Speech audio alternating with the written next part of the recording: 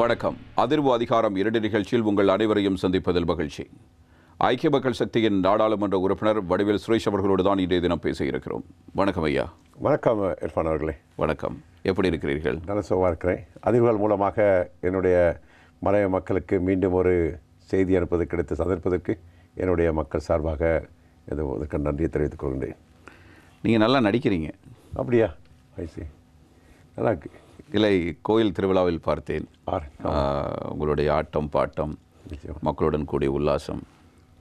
இப்படி போனால் மாமன்னன் வடிவேலை விஞ்சி விடுவீர்களோ என்று நினைக்க தோன்றும். உணர்வு தானே, என் சமூகம் தானே, என் சமூகம் ஒரு அது என்னோடய ரத்தமே அதான் உறவோடு வந்தது. ஆகவே இந்த கோயில் திருவிழாலாம் இருப்பான் இன்னைக்கு நேரத்தில் அந்த காலத்தில் இருந்தாங்க. பிறந்த காலத்து மலையகத்தில் சின்ன வயதிலிருந்து மலையக மண்ணில் தேயிலத்தோட்டத்துக்கு மத்தியில் பிறந்தவங்க. ஆகவே ஆரம்பத்துலேருந்து எங்களுக்கு இந்த திருவிழா, காமங்குத்து, இந்த காவடி இதெல்லாம் அப்படி உணர்வோடு வந்தது. அப்போ எந்த தராதரத்தில் நாங்கள் இருந்தாலும் கூட அந்த இடத்துக்கு போனோன்னே நாங்கள் தானே, அப்போ நாங்கள் அதில் எங்களை அறியாமையே நாங்கள் அதில் கலந்துருவோம். இல்லை, நாங்களும் அந்த வீடியோ காட்சியினை பார்க்கும் பொழுது ஈர்க்கப்பட்டோம். உண்மையில் வரவேற்கத்தக்க ஒரு நாடாளுமன்ற உறுப்பினராக இருந்தாலும் நீங்கள் மக்களாக இணைந்து ஒரு கலாச்சார விடயத்தில் ஒரு பிரதிபலிப்பை வெளிப்படுத்துவது என்பது மேலும் அவர்களுக்கு மகிழ்ச்சியை ஏற்படுத்தக்கூடும். நீங்கள் இப்போது எந்த பக்கம் இருக்கிறீர்கள் என்று எனக்கு தெரியவில்லை. சுதந்திரமாக இருக்கிறேன். சுதந்திரமாக இருக்கிறீர்கள், சுயாதீனமாக இருக்கிறீர்கள். ஆனாலும் நீங்கள் அணிந்து வந்திருக்கிற இது வேட்சட்டையினுடைய நிறத்தினை பார்க்கின்ற பொழுது ஏதேனும் கட்சி மாற்றத்துக்கான அடையாளமும் தெரியவில்லை. தொழிற்சங்கம் என்ற அடிப்படையில் தொழிற்சங்கம் தான் போது, அப்புறம் தான் அரசியல் இருந்துச்சு. தொழிற்சங்கம் எப்போதுமே திரு இர்ஃபான் அவர்களே, எங்கள் வேதினத்தில் கூட எங்களுடைய கலரி தான், தொழிற்சங்க கலரி தான். அதை நினைவூட்ட வேண்டிய தேவை இப்போது இல்லை. தொழிற்சங்கம் எப்போதுமே நீங்கள் என்னுடைய கூடுதலான நிகழ்வுகளை பார்த்துருப்பீங்க. இந்த மஞ்சள், சிகப்பு, இந்த பச்சை இதெல்லாம் எங்களுடைய கலாச்சார நிகழ்வுகளில் மஞ்சளாக இருப்போம். தொழிலாளர் உரிமைகள் சம்மந்தமாக பேசும்போது சிவப்பு கலரில் இருப்போம். ஆகவே பெருந்தோட்டம் சம்மந்தமாக பேசும்போது பச்சை கலர் இருப்போம். ஆகவே எங்களுடைய இந்த தொழிற்சங்க வர்ண கொடிகள் கூட அந்த பச்சை, மஞ்சள், சிகப்பாக தான் இருக்கும். ஆகவே இது 3 தான் இருக்கும். ஆகவே நாங்கள் எங்களை அறியாமோ முழு 24 மணி நேரமும் அது சம்மந்தப்பட்ட விடயங்களில் தான் நாங்கள் இருப்போம், அதில் கலந்து கொள்வது. ஆகவே நீங்கள் இந்த அழைப்பு வந்த பிறகு நான் யோசித்து இந்த அழைப்புக்கு நாங்கள் எப்படி போகணும்னு சொன்னேன். அப்போ இது என் கலாச்சாரத்தில் சம்மந்தப்பட்ட விஷயம், என்னுடைய தொழிலாளர் உரிமையில் சம்மந்தப்பட்ட விஷயம். அப்போ அது சம்மந்தமாக நீங்கள் கூடுதலாக கவனம் செலுத்துவீங்க எப்போதுன்னு தெரியும். ஆகவே அந்த அடிப்படையில் தான் சும்மா. நீங்கள் தொழிலாளர்கள் பற்றி பேசியதால் எனக்கு ஒரு விடயம் நினைவுக்கு வருகிறது. அண்மையில் இந்த தொழிலாளர்களுடைய இபிஎஃப்இடி விவகாரம் பல்வேறு சர்ச்சைக்குரிய விடயமாக பேசப்பட்டது. அதே நேரத்தில் அது நாடாளுமன்றத்திலும் விவாதிக்கப்பட்டது. தொழிலாளர்களுடைய நலன்களை பாதிக்கின்ற வகையில் அது அமைந்திருக்கிறது அரசாங்கத்தினுடைய இந்த திட்டம் என்ற ஒரு குற்றச்சாட்டு இருக்கும்போது நீங்கள் எப்படி அதற்கு ஆதரவாக வாக்களித்தீர்கள்? அதனை வெளிப்படையாக ஜனாதிபதி அவரிடம் ஜனாதிபதி செயலகத்தில் நேரடியாக நான் விவாதம் பண்ணேன். நேரடியாக நான் போய் நான் கேட்டேன். அப்பொழுது தொழிலமைச்சரும் வரவழைச்சிருந்தார். இது சம்மந்தமாக பேசணும் கேட்டபோது மனுஷனாக்கார தொழிலமைச்சரையும் வரவழைத்தார் ஜனாதிபதி அவர். அப்பொழுது எங்களுடைய பெருந்தோட்ட மலைய மக்களுடைய ஊழியர் சேவலாமதி இபிஎஃப்இடிஎஃப்க்கு ஏதாவது பாதிப்பு ஏற்படுதான்றதை ஆழமாக அங்கே நாங்கள் பார்த்தோம். அந்த நேரத்தில் அந்த நிதி அமைச்சருடைய அந்த செயலாளர் நிதி அமைச்சருடைய ஒரு உயர் அதிகாரி வந்த குலத்து டாக்டர் சமர்த்துங்க அவர் வந்திருந்தார். முன்ன ஒரு செயலாளர் இருந்தார் நிதி அமைச்சர். அவர் வந்தார். நான் அவர் தெளிவாக கேட்டேன், அரசியல் சார்பாக அல்ல, இது உண்மையான நிலத்தன்மைன்னு. அப்போ ஆகும்போது அந்த 6% 9% வட்டி அதிகரிக்கப்படுதான் ஒழிய இதில் ஒரு பாதிப்பும் பெருந்தோட்ட தொழிலாளருக்கு ஏற்படுது இல்லைன்றது அவனுக்கு உறுதி செய்யப்பட்டது. ஆனால் நான் சொன்னேன் 6% தான் இப்போது சட்டபூர்வமாக இருக்குது. அப்போ அதுவே ஜனாதிபதி அவர்கள் இதை 9% சொல்லி சட்டபூர்வமாக்குவீங்களா அப்படின்னு. அப்போ ஜனாதிபதி அவர்கள் என்னோட உறுதிமொழி அளித்தார், இந்த 6% 9% ஆக்கப்படும். 9% ஆக்கப்படும் போது பெருந்தோட்ட தொழிலாளருடைய அந்த ஊழியர் சேவலாமதி அந்த இபிஎஃப்இடிஎஃப்பில் வரும்போது அதில் 6% 9% 3% எங்களுக்கு எக்ஸ்ட்ரா வருது இன்ட்ரெஸ்ட். ஆகவே இதில் ஒட்டுமொத்தமாக இர்ஃபான் அவர்களே ஒரு இபிஎஃப்இடிஎஃப்னு காணும்போது ஒரு ப்ளஸ் அண்ட் மைனஸ் இருக்குது எனக்கு காணக்கூடியதாக இருந்தது. ஆனால் நான் என்னுடைய முழு என்னவென்றால் அந்த வட்டி வீதம் உயர்வது. ஆமாம், வட்டி வீதம் உயர்வது. அதில் நான் கூடுதல் இதை விஷயம் இது அந்த ஒரு பெரிய தொழில்கள் செய்து அந்த தனியார் துறை நிறுவனங்கள்ல இருந்து அவர்கள் அந்த இபிஎஃப் சில அரசாங்க நிறுவனங்களும் கூட பென்ஷன் இல்லாமல் இபிஎஃப்இடிஎஃப் இருக்கிற நிறுவனங்கள் இருக்குது. இந்த போர்ட்ஸ் அத்தாரிட்டிஸ் அவங்கெல்லாம். அப்போ இந்த சிரோனி electricity board, national housing development authority அதுக்கெல்லாம். அப்போ இதை ஆழமாக சிந்திக்கும் போது என்னுடைய மக்களுக்கு பாதிப்புறது கிடையாது, வரவாத்தான் இருக்குது. மலைய மக்களுக்கு. என்கிட்ட மலைய மக்கள் வந்து இந்த இடவில் இபிஎஃப் இடிஎஃப் எடுக்கிறவங்க இல்லை, அவங்களோட சேவை முடிஞ்சு இபிஎஃப் இடிஎஃப் எடுக்கிறவங்க. அப்போ இதில் எங்களுக்கு இருக்க இபிஎஃப்ல உள்ள குளறுபடி வந்து வட்டி வீதம் அதிகரித்து எங்களுக்காக கூடுதலாக கிடைக்கிறது வந்து விமான பிரச்சனை இல்லை. மீண்டும் ஒரு பேச்சுவார்த்தை ஜனாதிபதி என்னை நடத்த சொன்னார் தொழிலமைச்சோடு. அப்போ நான் திரும்ப தொழிலமைச்சோடையும் நாங்கள் தொழிற்சங்கம் என்ற வகையில் அதிகாரிலாம் சந்திச்சு தொழிற்சங்கங்கள் அதில் வேறு தொழிற்சங்கங்கள் வந்து பேசும்போது அதில் மிகவும் அலசி ஆராயும் போது உண்மைத்தன்மை வந்துச்சு. 700 மில்லியன் ரூபாய் மத்திய வங்கியில் இருக்குது. இது பெருந்தோட்ட தொழிலாளருடைய காசு தான். ஆனால் அது யாருடையன்னு தெரில. இபிஎஃப் இடிஎஃப் விஸ்தரில் முடிவு இல்லாமல் இருக்குது. அப்போ இதை அன்னளவாக செக் பண்ணி போது சில பேர் இறந்து போயிட்டாங்க. 700 மில்லியன் 700 மில்லியன் ரூபாய் அன்றைக்கி என்னுடைய பேச்சுவார்த்தைக்கு பிறப்பு தான் வெளிவந்து அது பார்லிமெண்ட் சொல்லப்பட்டது. ஆனால் என்னுடைய பேச்சுவார்த்தையில் தான் இது வெளிக்கொணரப்பட்டது. 700 மில்லியன் ரூபாய் பெருந்தோட்ட தொழிலாளருடைய சம்பளத்திலிருந்து அறவிடப்பட்ட இந்த இபிஎஃப் இடிஎஃப் திரைசேரியில் அங்கே தேங்கி இருக்குது விவரம் இல்லாமல். பேர் வித்தியாசங்கள், அந்த பெருந்தோட்ட கம்பெனிகளுடைய அசமந்த நிர்வாகத்தின் காரணத்தினால தவறான தஸ்தாவேஜுக்கு அங்கே அனுப்பப்பட்டது, மீண்டும் அது அங்கே அனுப்பப்பட்டது. அப்படி அனுப்பி ஒரு இபிஎஃப் இடிஎஃப் எடுக்கிறது 55 வயசு 60 வயசில் தான்.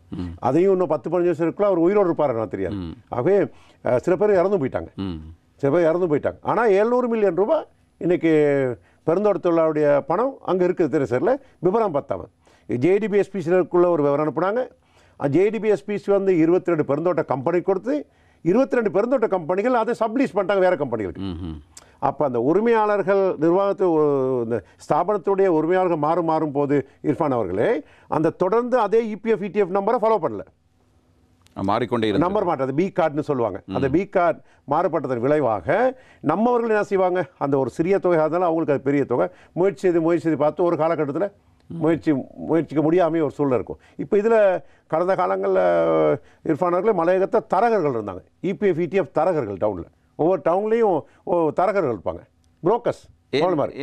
இபிஎஃப் இடிஎஃப்லாம் அப்ளை பண்ணி கம்பெனி மூலமா அனுப்பினோன்னு அதனுடைய பற்றுச்சீட்டு பெற்றுக்கொண்டு இலகுவாக கொழும்புல வந்து இங்கே ஏற்பாடு கொள்வதற்கு அங்கே ஏஜென்ட் அவனுக்கு ஒரு கமிஷன் வேலை செய்து இது தொழிலமைச்சர் பலமுறை சொல்லியிருக்கேன். பாராளுமன்றத்திலையும் என்ன இப்போ அன்சாட்டில் பார்த்தா என் ஸ்பீச்சை தெரிஞ்சு மென்ஷன் பண்ணியிருக்கேன். இப்போ குறைஞ்சிருக்குது. ஆனால் தீவிரமாக செயற்பட்ட தரகர்கள் முதலாளிமார்கள் இருந்தாங்க. அவங்க முதலாளிமார் அந்த கஷ்டப்பட்டு வாங்கின கடை சம்மந்தம் என்னடா பேர் வித்தியாசமாக இருக்கும், பேரில் ஐன் கார்டு நம்பர் வித்தியாசமாக இருக்கும், இது பர்த் சர்டிஃபிகேட்டுக்கும் இதுக்குள்ளே பேர் வித்தியாசமாக இருக்கும்.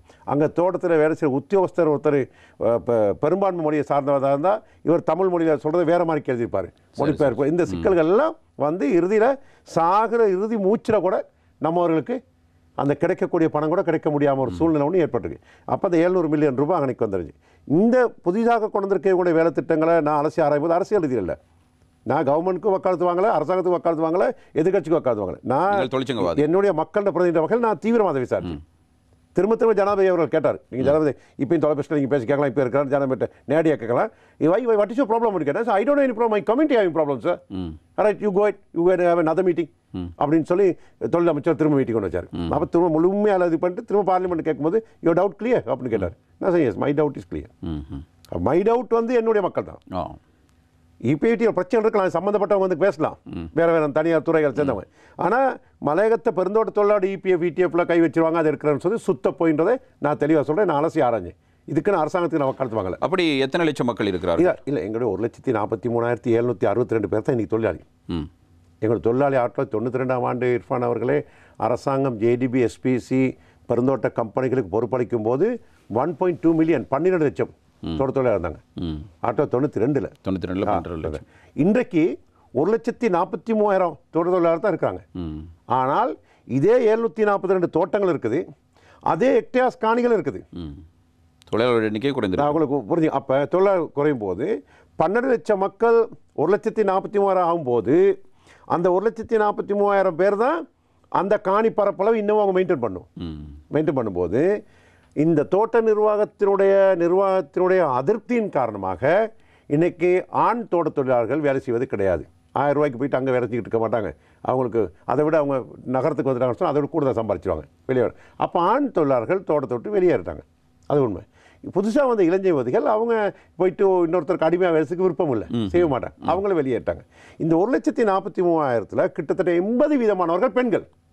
அப்படியானால் உற்பத்தி குறைவடைந்திருக்கு. அதான் சொல்கிறேன். இப்போ 80 பெண்கள் இர்ஃபான் அவர்களே நல்ல விவரம் நீங்கள் புரிஞ்சுக்கணும். இந்த 80% பெண்கள் பெருந்தோட்டங்களில் ஆண்கள் செய்யக்கூடிய வேலைகள் இருக்குது, ம் பெண்கள் செய்யக்கூடிய இருக்குது. பெண்கள் வந்து கொழுந்து பறிக்கிறது மட்டும்தான். இன்றைக்கி என்ன இருக்குது, தேயிலை தோட்டத்தையும் காடையும் துப்புரவு பண்ணி கொண்டு காணும் வெட்டணும், உரமும் போடணும், தோட்ட தொழிற்சாலை இரவு தொழில் செய்யறதுக்கு ஆண்கள். இதுதான் அதனுடைய அந்த கலாச்சாரம்.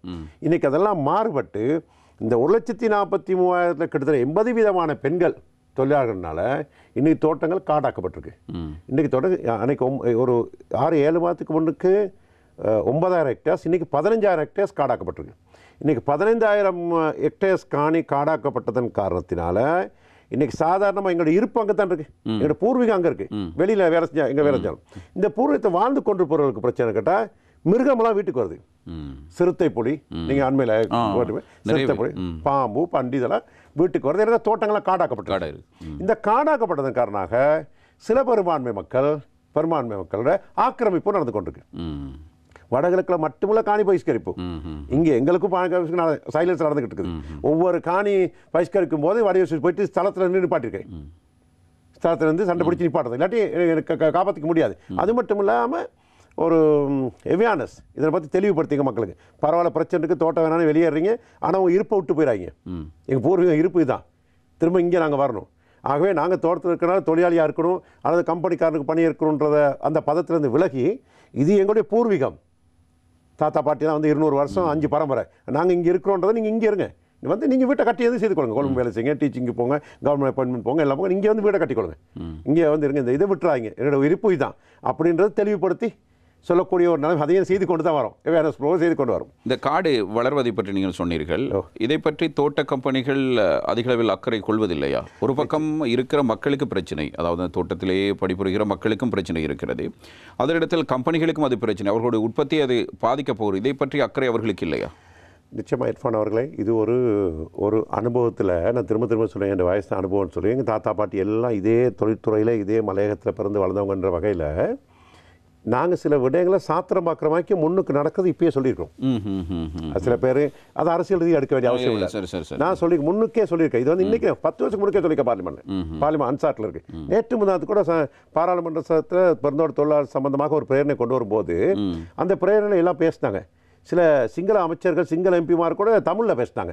வாக்கு வேட்டை அது வேற கேம். அது அவங்க தான் தோட்டம் அழிச்சவங்க, ஆனால் தமிழில் பேசினாங்க. அதை கேட்டுக்கொண்டு தான் நாங்கள் என்னன்னு சொல்லி 83 கடையை கண்முனுக்கு நெருப்பரிச்சையும் கூட நீ தமிழில் பேசுகிறான் எங்கள் மக்கள் அப்படின்னு. அந்த அளவுக்கு வாக்கு வேட்டை நடந்து கொண்டிருக்கு. நானும் பார்த்துக்கொண்டு அவன் நேரடியாக பதில் சொன்னேன். நீங்கள் தான் அடிச்சிங்க, எல்லாம் பண்ணீங்க, இன்னைக்கு வாக்கு வேட்டை அந்த அளவுக்கு முட்டாள் இருப்பு இல்லை அப்படின்றத இவன் தெளிவுபடுத்தி சொன்னேன். அப்போ நீங்கள் சொன்ன மாதிரி இர்ஃபான் அவர்களே, இந்த தோட்ட நிர்வாகத்துக்கு வந்து ஒரு சின்ன ரேட்க்கு சின்ன ப்ரைஸ்க்கு அரசாங்கத்தினுடைய ஆதரவோடு சின்ன ரேட்க்கு இந்த பெரிய ஹெக்டேர் காணிலாம் அப்படி கொடுத்துறாங்க. அளந்து கூட கொடுக்கல, எஸ்டேட் பேர்களை கொடுத்துறாங்க.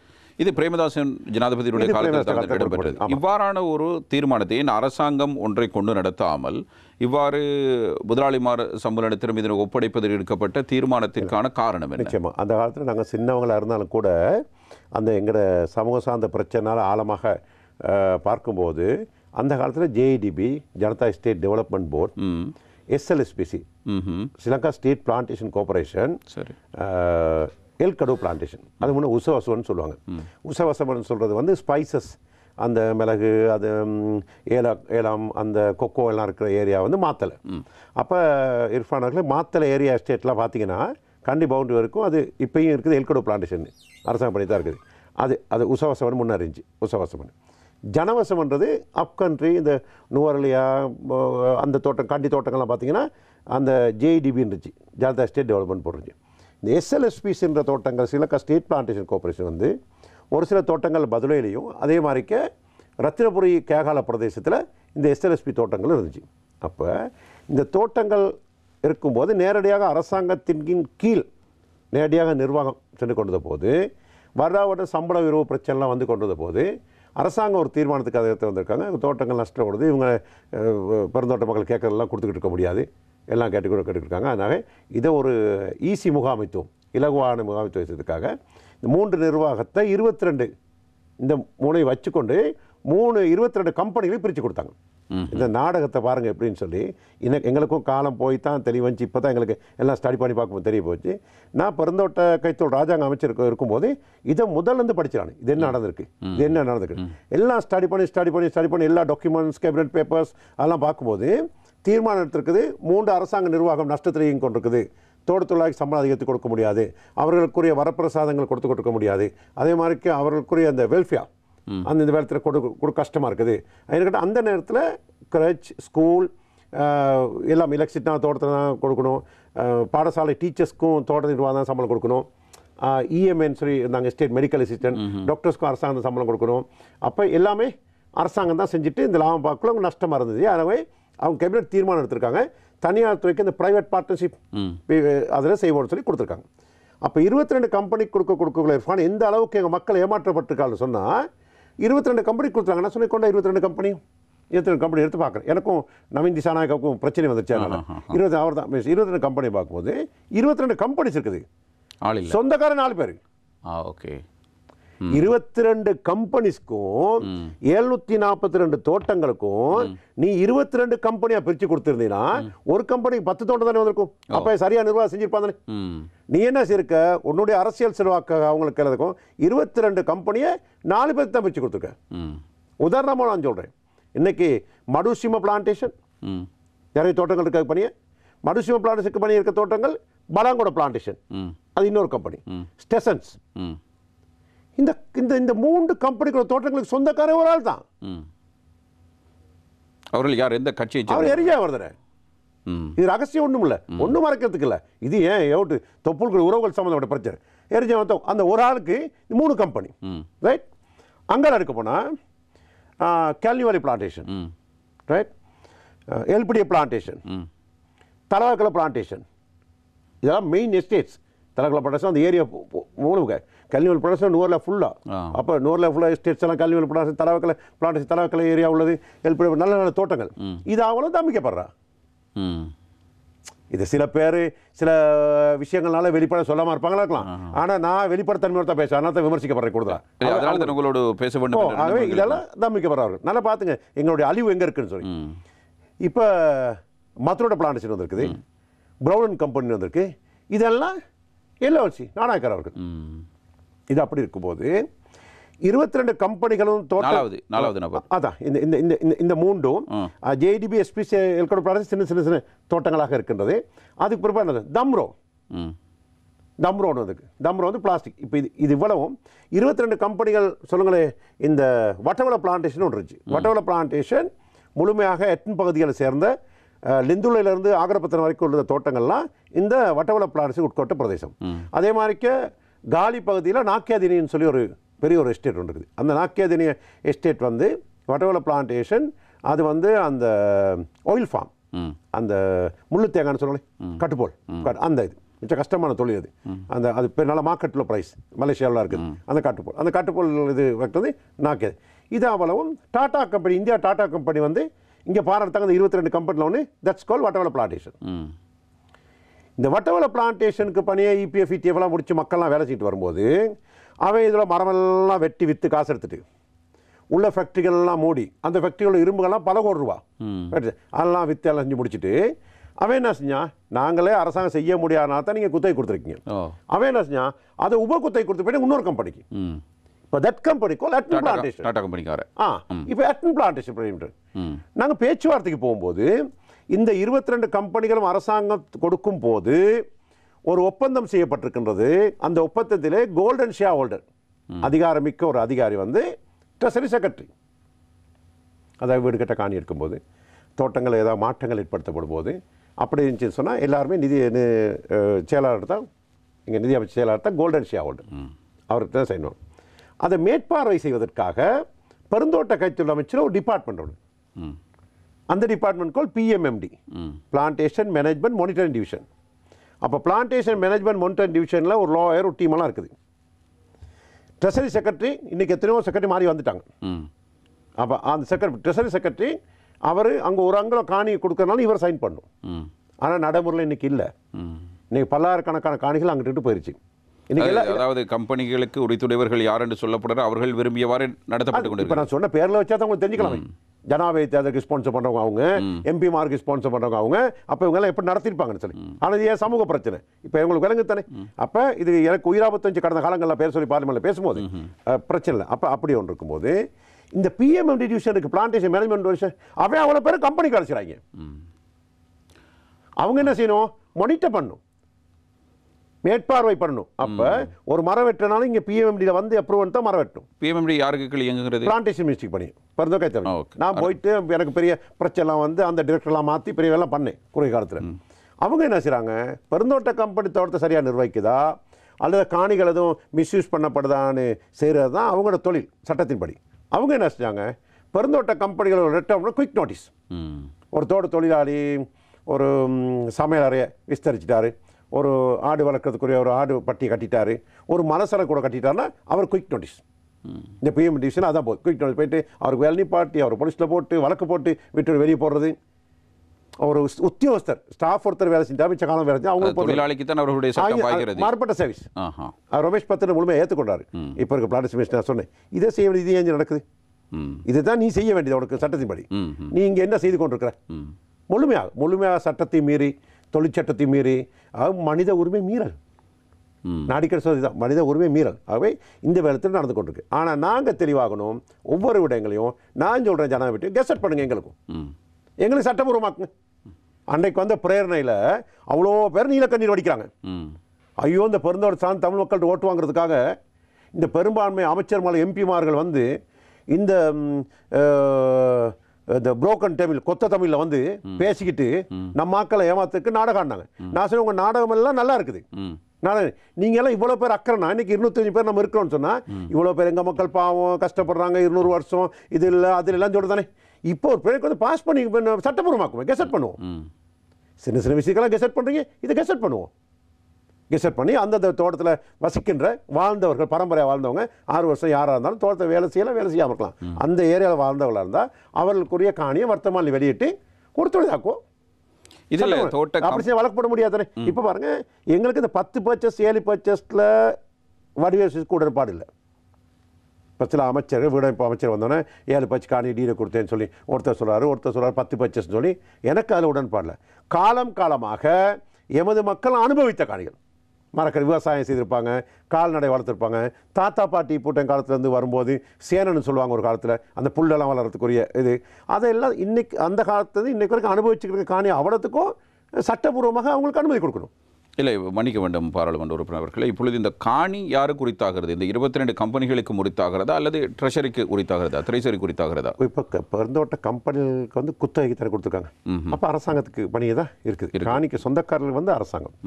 அப்போ அரசாங்கத்தினுடைய காணிலையும் இப்படி ஒன்று இருப்பாங்க. கண்டி மாவட்டத்தினுடைய நிறைய காணிகள்லாம் இன்னமும் ஜேடி பணி இருக்குது, மாத்திர காணிகள் எல்கடுவிக்கு பணி இருக்குது, எஸ்எல்எஸ்பிஸ்க்கு பணியும் ஆங்காங்கே கொஞ்சம் கொஞ்சம் இருக்குது. இந்த 22 கம்பெனி தான் பாரிய அளவு காணிகள் பொறுத்தாகுது. ஆகவே இந்த இனவாதம்னு ஒன்று இருக்கு தானே, அது இல்லாமகணும். கம்பெனிக்காரனும் இனவாதம்னா அரசாங்கம் இனவாதம்னு சொன்னால் நம்மளுக்கு கஷ்டம் தான், கஷ்டம் எழுப்பாரு தான். அப்போ ஒரு சில விலைகளை கஷ்டமான விஷயங்களை குயிக்காக செஞ்சிடறாங்க. கஷ்டமான விலைகளை ஈஸியாக செய்ய வேண்டிய வேலைகளை இவ்வளோ காலம் இழுத்தரிச்சு கொண்டிருக்கிறாங்க. நான் ஒரு குறிப்பாக இந்த லொணுகலூர் பிரதேச செயலகம்னு செய்தேன். அந்த பிரதேச செயலத்துக்கு எனக்கு ஒரு 5 ஏக்கர் காணி தேவைப்பட்டுருந்துச்சு. அந்த பிரதேச செயலம் புதுசாக நான் உருவாக்கி நானே அந்த காணியை எடுத்து வேலை செய்யும். அப்போ சோழன்ஸ் தோட்டங்கள் இருந்து அந்த காணி எடுக்கும்போது ஒரு மதகுரு வந்து சொல்கிறாரு, இதை நீ எடுக்காத, நான் சத்தியாகிரம் செய்வேன். டோசர் பொறிச்சு காணி சட்டப்பூர்வம் ஒதுக்கப்பட்டுச்சு. ஒரு பக்கத்தில் ஒரு விகாரில் இருந்து. எப்போது நடந்தது இது 2005ஆம் ஆண்டு 2006. அவன் நான் தான் புல்டோசர் டிரைவர் ஆகினேன். நான் சரி நீ உண்ணா வருது நான் செய்கிறேன் எவ்வளோ உனக்கு எதிர்ப்பால நான் புல்டோசர் போட்டு வெட்டி எல்லாம் அஞ்சு இன்னைக்கு வட்டி பக்கத்தில் ஒரு கணிச்சு அதில் வேறு ஏதாவது பண்ணிடுவாங்க. அதில் ஒரு எம்ஓ வச்சு கட்டினேன். அன்னைக்கு பதிவு அமைச்சர் காசு இருந்துச்சு. எம்ஓ வச்சு கட்டி வேலை திட்டங்கள்லாம் செஞ்சேன். எனக்கு மறக்க முடியாது அமைச்சர் அத்தாவுல்லா அவர்களை. அவர் தான் அந்த மாகாண சபைகள் ஊராட்சி அமைச்சராக இருந்தார். முழுமையான இன்னைக்கு லொணுகலில் பிரதேச செயலகம் ஒன்று இருக்குன்னு சொன்னால் பிரதேச சபை ஒன்று இருக்குன்னு சொன்னால் என்னுடைய வேண்டுகோள் அன்னைக்கு இருந்த அரசாங்கம் ஓகே பண்ணிச்சு. ஆனால் எல்லாத்துக்கும் அப்பால் அத்தாவுல்லா அவர்கள் எனக்கு கொடுத்த ஒரு சிறுபான்மை அமைச்சர்களை கொடுத்த அவரே கொண்டு போனாங்க. அவரே கூட்டு போனாங்க. அவரை வந்து எல்லாம் செய்து வச்சோம். எல்லாம் அருமையாக நடந்துச்சு. வெற்றிகரமான விஷயமான செய்து முடித்தோம். அன்றைக்கி அந்த வேலை திட்டங்கள் செய்யக்கூடிய வாய்ப்பு கிடச்சி. ஆனால் இன்றைக்கி இந்த காணின்ற பிரச்சனை வந்து இது நாடு பூரா இருக்குது. நாடு பூரா காணி. இன்றைக்கி ராவணன் மன்னனை சொந்த கொண்டாடுறது கொண்டாங்க. பாராளுமன்றத்தில் இருப்பானவர்களே இன்றைக்கி இந்த நாடு கோவிச்சது பொருளாதார பிரச்சனை, மக்கள் பட்டினியில் வர்றாங்க, எல்லாம் இவ்வளோ பிரச்சனை இருக்குது. பாராளுமன்றத்தில் நாங்கள் பதில் இருந்து பெட்ரோல் டீசல் செலவழிச்சிட்டு இங்கே வந்து பார்த்துக்கிறோம். ராவணன் சிங்களமாக தமிழான்னு சொல்லி போட்டி போடுறாங்க. இன்னும் வந்து சீதையும் பெரும்பான்மை சிங்களம் சொல்லுவாங்க. போது என்ன கதைகள் இது? ராவணன் வரலாறு என்ன, என்ன நடந்துச்சு எல்லாம் முழு வரலாறு அவ்வளோ தெரிஞ்சவங்க. இன்னைக்கு அதை தேட வேண்டிய அவசியம் இல்லை, அவ்வளோ பற்றி தெரியும் என்ன பண்ணணும் அப்படின்னு. அப்போ இங்கே மட்டுமல்ல, இப்போ இந்தியாவிலும் பிரச்சனையாக இருக்குது. அதான் இந்த இவர் 10 தலை இங்கே உள்ள பேச பார்த்தா அவங்களோட தலையை வெட்டி அவர் 20 தலையை வச்சுக்கணும். நீ பண்ண அந்த மாதிரிக்கு ஒரு வேர்த்திட்டோம். இப்போ இன்னைக்கு ஆலியால பள்ளிவாசலில் ஆலியால என்னுடைய ஊர்னா இருக்கேன், ஆலியால பள்ளிவாசலில் செத்த சவத்தை புதைக்கிறதுக்கு இடமில்லை. பள்ளிவாசல் காணிக்கப்பட்ட சின்ன ஒரு இடம் இறக்கி பத்தாது. ஆலியால டவுனில் இருக்குது பள்ளிவாசல். ஆனுக்கு நாங்கள் சிறுபான்மையாக முஸ்லிம் மக்கள் வாழ்ந்து கொண்டிருக்காங்க. அப்போ மதுரை மாவட்டத்தினுடைய முஸ்லிம் மக்களோட பிரதிநிதி நான் தான். இப்போ அந்த அவர்களுடைய அந்த மத கலாச்சாரப்படி செய்துக்கிறதுக்கு ரெடி ஒன்றில் அந்த COVID-19 டைமில் இந்த என்னுடைய முஸ்லீம் சகோதரர்களுடைய பிரதமர் எரிக்கப்பட்ட போது முத குரல் கொடுத்தேன் நான் தான் கொடுத்து எரிச்சு இது பண்ணினேன். அப்போ நாங்கள் அப்பத்தில் தியத்தலாவில் ஒரு பிரயத்தை நான் போயிட்டு அடக்கம் செய்தேன். ஏன்டா அந்த அந்த மத கோட்பாடுகள் தெரியும். எனக்கு வழக்கு இந்த 22 வழக்கு குறைச்சிருக்காங்க, அது பிரச்சனை கிடையாது. அப்போ இதுக்கு அன்னைக்கு இருந்த அரசாங்கம் மன்னிப்பு கேட்கணும் பாராளுமன்றத்தில். அன்றைக்கு முஸ்லீம் சமூகத்துக்கு முஸ்லீம் மக்களுடைய அந்த குழந்தையுடைய அந்த அந்த அந்த அந்த இறுதி இதை மதத்துக்கெல்லாம் அப்பால் முழு உலக சட்டத்துக்கெல்லாம் அப்பால் அன்னைக்கு முஸ்லீம் பிரேதை எரித்ததன் காரணத்தினால இன்னைக்கு பாராளுமன்றத்தில் ஒரு பிரேரணை கொண்டு அன்னைக்கு ஆட்சியில் இருந்தவங்க இன்னைக்கு இருக்கிறாங்க. மன்னிப்பு கேட்கணும், மன்னிப்பு கோரி சொல்லணும் பாராளுமன்றத்தை, அதை பகிரங்கமாக சொல்லணும் அன்னைக்கு செஞ்ச தவறு. அப்போ நாட்டினுடைய வெளிநாட்டு உதவி இன்னும் கிடைக்கும். முஸ்லீம் நாடுகளிலிருந்து எங்களுக்குரிய எரிபொருள் பிரச்சனைலாம் நிறைவேற்றக்கூடிய இருக்கும். ஆனால் அன்னைக்கு செய்து நான் நினைக்கிற மாதிரி எல்லாருடைய மனதிலையும் இருக்குது. ஆகவே அதற்குரிய மன்னிப்பு. அதே மாதிரிக்க மலைய மக்களுக்கு 200 வருஷமாக பெருந்தோட்ட மக்களுக்கு உரிமை கொடுத்த இவ்வளோ பாராளுமன்றத்தில் பேசுகிறவங்க அந்த பிரேரணை நீங்கள் பார்த்தீங்கன்னா நீங்கள் அன்றைக்கி கூட டிவி நியூஸ்லையும் போட்டிருந்தீங்க. அந்த இவ்வளோ அக்கறை இருந்தால் என்னதுக்கு நமக்குள்ள வாக்குவாதம் நீதான் எல்லாரும் சொல்கிற 200 வருஷம் இருந்தாங்க பாவம் நம்ம மக்கள் பாவம் சட்டபூர்வமாக்குங்களே அவங்கவுங்க அனுபவித்துக் கொண்டிருக்கின்ற அந்த காணிகளை உங்களுக்கு கொடுத்துற விஷயம் முடிச்சு. உனக்குரிய காழ்ப்புணர்ச்சி இனவாத காழ்ப்புணர்ச்சி கொடுக்காம இருக்காங்க. தோட்ட அதிகாரிகள் அவன் ஒரு சட்டத்தை கொண்டு வச்சிருக்கான், கம்பெனிக்காரன் இன்னொரு சட்டத்தை வச்சிருக்கான், பெருந்தோட்ட கட்சி அமைச்சு இன்னொரு சட்டத்தை வச்சுக்குது. ஆனால் உண்மையான யதார்த்தமான சூழ்நிலை எனக்கு தெரியும். நான் தெளிவாக திரும்ப மீண்டும் நான் சொல்கிறேன், அரசியல் தொழிற்சங்கத்துக்கு அப்பால் சொல்கிறேன். அது இல்லை பிக்சர், அது இல்லை இது காரணம். இதுதான் எங்களுக்கு எல்லாம் உரிமைகள் இருக்குது. எக்காரணம் கொண்டு எமது மக்கள் எங்களுடைய பூர்வீகத்தை விட்டு மட்டும் போயிடக்கூடாது. அவங்க நீதிபதியாக கூட ஆகலாம், அவங்க சட்டத்தரணியாக கூட ஆகலாம், பெரிய பிஸ்னஸ் மேன் ஆகலாம், கொழும்புல வெளிநாடுகளுக்கு போகலாம், தொழில் வாய்ப்பில் அரசாங்க உத்தியோகம் பெற்றுக்கொள்ளலாம், எந்த விதமான பிரச்சனையுமே கிடையாது. ஆனால் எங்களுடைய பூர்வீகம் அதுதான், எங்களுடைய மண்ணை விட்டு மட்டும் போயிடக்கூடாது. ஸ்ரீலங்காவிலேருந்து அப்படியே தான் இருக்குது. ஸ்ரீலங்கா பெருசே ஆகலை, ஒரே ஒருத்தர் மட்டும் ஆகிருக்கு போர்ட் சிட்டி, அதுவும் சைனாக்காரனுக்கு சொந்தம். நமக்குள்ளே இதில் தான் இருக்குது. ஆகவே இது கொஞ்சம் கொஞ்சமாக கரைஞ்சிட்டு இதை வடகிழக்கில் விட மிக மோசமாக இந்த காணி வைஸ்பெருப்பு மலையகத்தில் நடந்து கொண்டிருக்குது. ஆகவே மலையகத்தில் எங்கள் மக்கள் அனுபவிக்கிற காணிகளத்தையும் நாங்கள் தக்க வச்சுக்கொள்ளும். நீங்கள் இந்த பிரச்சனைகளை எப்படி கையாளுகிறீர்கள்? நீங்கள் ஒரு தொழிற்சங்கவாதியாக கையாளுகிறீர்கள் அல்லது அரசியல்வாதியாக கையாளுகிறீர்கள்? என் சமூகவாதி, என் சமூகம், என்னுடைய தொப்புள் உறவு, என்னுடைய சமூகம் சார்பாக மலையகத்தில் இருக்கிற தமிழ் முஸ்லீம் மக்களுடைய உறவை சீர்குலைக்கிறதுக்கு நிறைய பேத்துக்கு இருப்போம். இந்த நாடுகளில் கூட நீங்கள் இர்ஃபான் கடந்த காலங்களில் பார்த்தீங்கன்னு சொன்னால் எப்போதுமே வடகிழக்கு அடிக்கடி நடந்து கொண்டு வருது. என்றைக்குமே எந்த ஒரு அரசாங்கம் ஆட்சிக்கு வந்தோடனே தமிழ் முஸ்லீம் மக்களை பிரித்து விட்ருவாங்க. இந்த ஒன்று, அந்த தமிழ் முஸ்லீம் வடகிழக்கு ஒன்று சேர்ந்தால் யாருக்கும் அசைக்க முடியாது, யாருக்கும் அசைக்க முடியாது. எதிர்வரும் காலங்களில் கூட வடகிழக்கு தமிழ் முஸ்லீம் மக்கள் ஒன்று சேர்ந்த நம்ம. ஆனால் இது ரெண்டையும் பிரித்து விட்டு இந்த கிழக்கில் இன்னொரு நாடகம் அரங்கேறி இருக்குது. இப்படி பிரித்து விட்டோன்னே அவங்களுக்கு சந்தோஷம், அவங்க ஹாப்பி தானே. அவங்க எந்த அரசாங்கம் யாரும் வந்தாலும் சந்தோஷப்படுவாங்க. தமிழ் ஒருத்தர் முஸ்லீமுக்கு எதிராக தீர்மானம் எடுத்தால் சந்தோஷப்படுவாங்க, முஸ்லீம் ஒரு தமிழுக்கு எடுத்து. எனக்கு இது ரெண்டு ஒன்று சேர்ந்த பிரச்சனை அன்னைக்கு. ஆனால் பதிலில் நாங்கள் அதுக்கு இடம் கொடுக்கல. அது பதில் முஸ்லீம் மக்கள் தமிழ் மக்கள் சாட்சி சொல்லுவாங்க. அப்போ ஆகவே இந்த பிரிவின் காரணத்தினால நாங்கள் அந்த மக்களுடைய உண்மையான மக்கள் பிரதின்னு சொன்னோம். வரப்பிரசாதங்களுக்காக யாருக்கும் வக்காலத்து வாங்கிருக்காரு. நான் அந்தந்த இடத்துக்கு போயிட்டு பேசினா தான் இன்றைக்கி என்னுடைய மதுரை மாவட்ட தொப்புக்கள் உறவுகள் சாக்கி சொல்லுவாங்க. நாலாட்டி இன்றைக்கி பல தோட்டங்கள் மூடப்பட்டிருக்கும், பல தோட்டங்கள், பல தொழிற்சாலை மூடப்பட்டிருக்கும், பல தொழிற்சாலை இராணுவ முகாமாக இருக்கும், பல பள்ளிவாசல்கள் எரிக்கப்பட்டிருக்கும். ஆனால் இன்றைக்கி அவ்வளோத்தையும் தடுத்து நிறுத்தக்கூடிய உயரத்திற்கு நான் செஞ்சுட்டு வரேன், மக்கள் சக்தியோட மக்கள் செஞ்சுட்டு வரோம். ஆனால் அது முழு 100க்கு 100 செஞ்சோன்னு சொல்ல முடியாது. மலைவன் சொல்லும்போது இன்றைக்கி நீங்கள் நூர்லியா மாவட்டத்தை எடுத்தீங்கன்னு சொன்னால், நூர்லியா மாவட்டத்தில் முஸ்லீம் மக்கள் சேர்ந்து வாழ்கின்ற இடம் அப்கஸ்லாவும். அப்போ அப்கஸ்லா வந்திருக்கு நாவல்பிக்கிட்ட, கண்டி மாவட்டத்துக்கு பவுண்டரியில் இருக்குது. அவங்களுக்கு பாதுகாக்கணும். மதத்தால் வேறுபட்டால் மொழியால் ஒன்றுபட்ட வகையில் எங்களுடைய கடமை, எங்களுடைய பொறுப்பு. அது நாங்கள் அவங்கள பாதுகாக்கணும். ஏன்னா அப்போஸ்தலர்கள் எல்லாம் புத்திஜீவிகள். ஒவ்வொரு வீடையும் நீங்கள் கண்ணை மூட்டி போயிட்டு தட்டலாம் டீச்சர் அப்படின்னு. ஒரு வீட்டில் ஒரு டீச்சர் இருப்பாங்க, எல்லாரும் டீச்சர்ஸ் இருப்பாங்க, எல்லா வீட்டிலையும் இருப்பாங்க. அவே நாங்கள்லாம் ஒன்று பின்னி பிணைஞ்சு வாழ்ந்தவங்க. ஆகவே அந்த சமூகத்தையும் விட்டு கொடுக்காமல் நம்ம சீட்டு போகணும். ஒவ்வொரு தரதரத்துக்கு வரும்போது எந்த சந்தர்ப்பத்திலையும் தமிழ் முஸ்லீம் மக்களுடைய உறவு வந்து என்னுடைய அனுபவத்தில் நான் சொல்கிறேன், நல்லா இருந்துச்சுன்னா தான் எல்லாத்துக்கும் நல்லோம். இது அரசியலுக்காக அல்ல, இது அரசியலுக்காக அல்ல. இதில் பாதுகாப்புக்கும் நமக்கு நல்லாயிருக்கும். அவங்களுக்கு நாங்கள் எங்களுக்கு நீங்கள் என்ற மாதிரி இருக்கும். அதை நாங்கள் செயற்படுத்திக்கிறோம். எதிர்காலத்தில் இன்றைக்கி நீங்கள் கூட்டி கழித்து பார்த்தீங்கன்னா கூட வடகிழக்கில் இருக்கின்ற அனைத்து பாராளுமன்ற உறுப்பினர்களும் முஸ்லீம் பாராளுமன்ற உறுப்பினர்களும் மலைய பாராளுமன்ற உறுப்பினர் ஒன்று சேர்ந்தால் பாராளுமன்றத்தை ஆட்டி வச்சிடலாம்.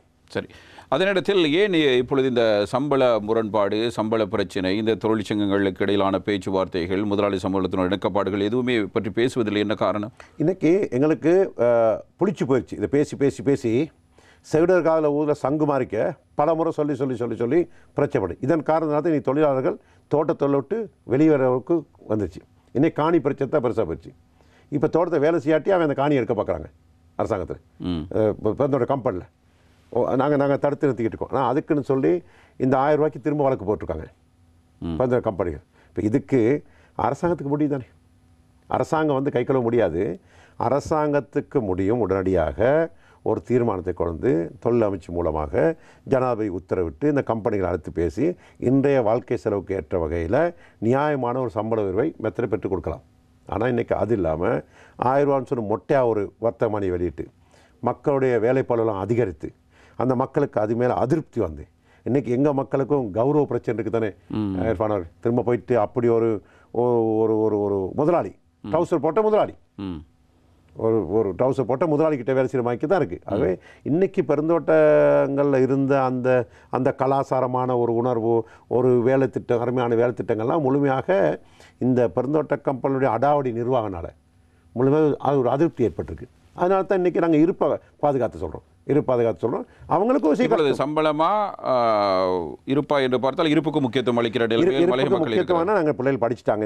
இன்னைக்கான அடுத்த ஜென்ரேஷன் அடுத்த பரம்பரை வந்து தோட்டத்தை வேலை செய்யறதுக்கு ஆயத்தம் இல்லை. ஆனால் நாங்கள் சொல்கிறோம் இருப்புன்னு சொல்லி காணியை கொடுத்துக்கல. அரசாங்கம் காணியை பிறந்தோட்ட கம்பெனி எடுத்து நிர்வாகம் செய்யணும்.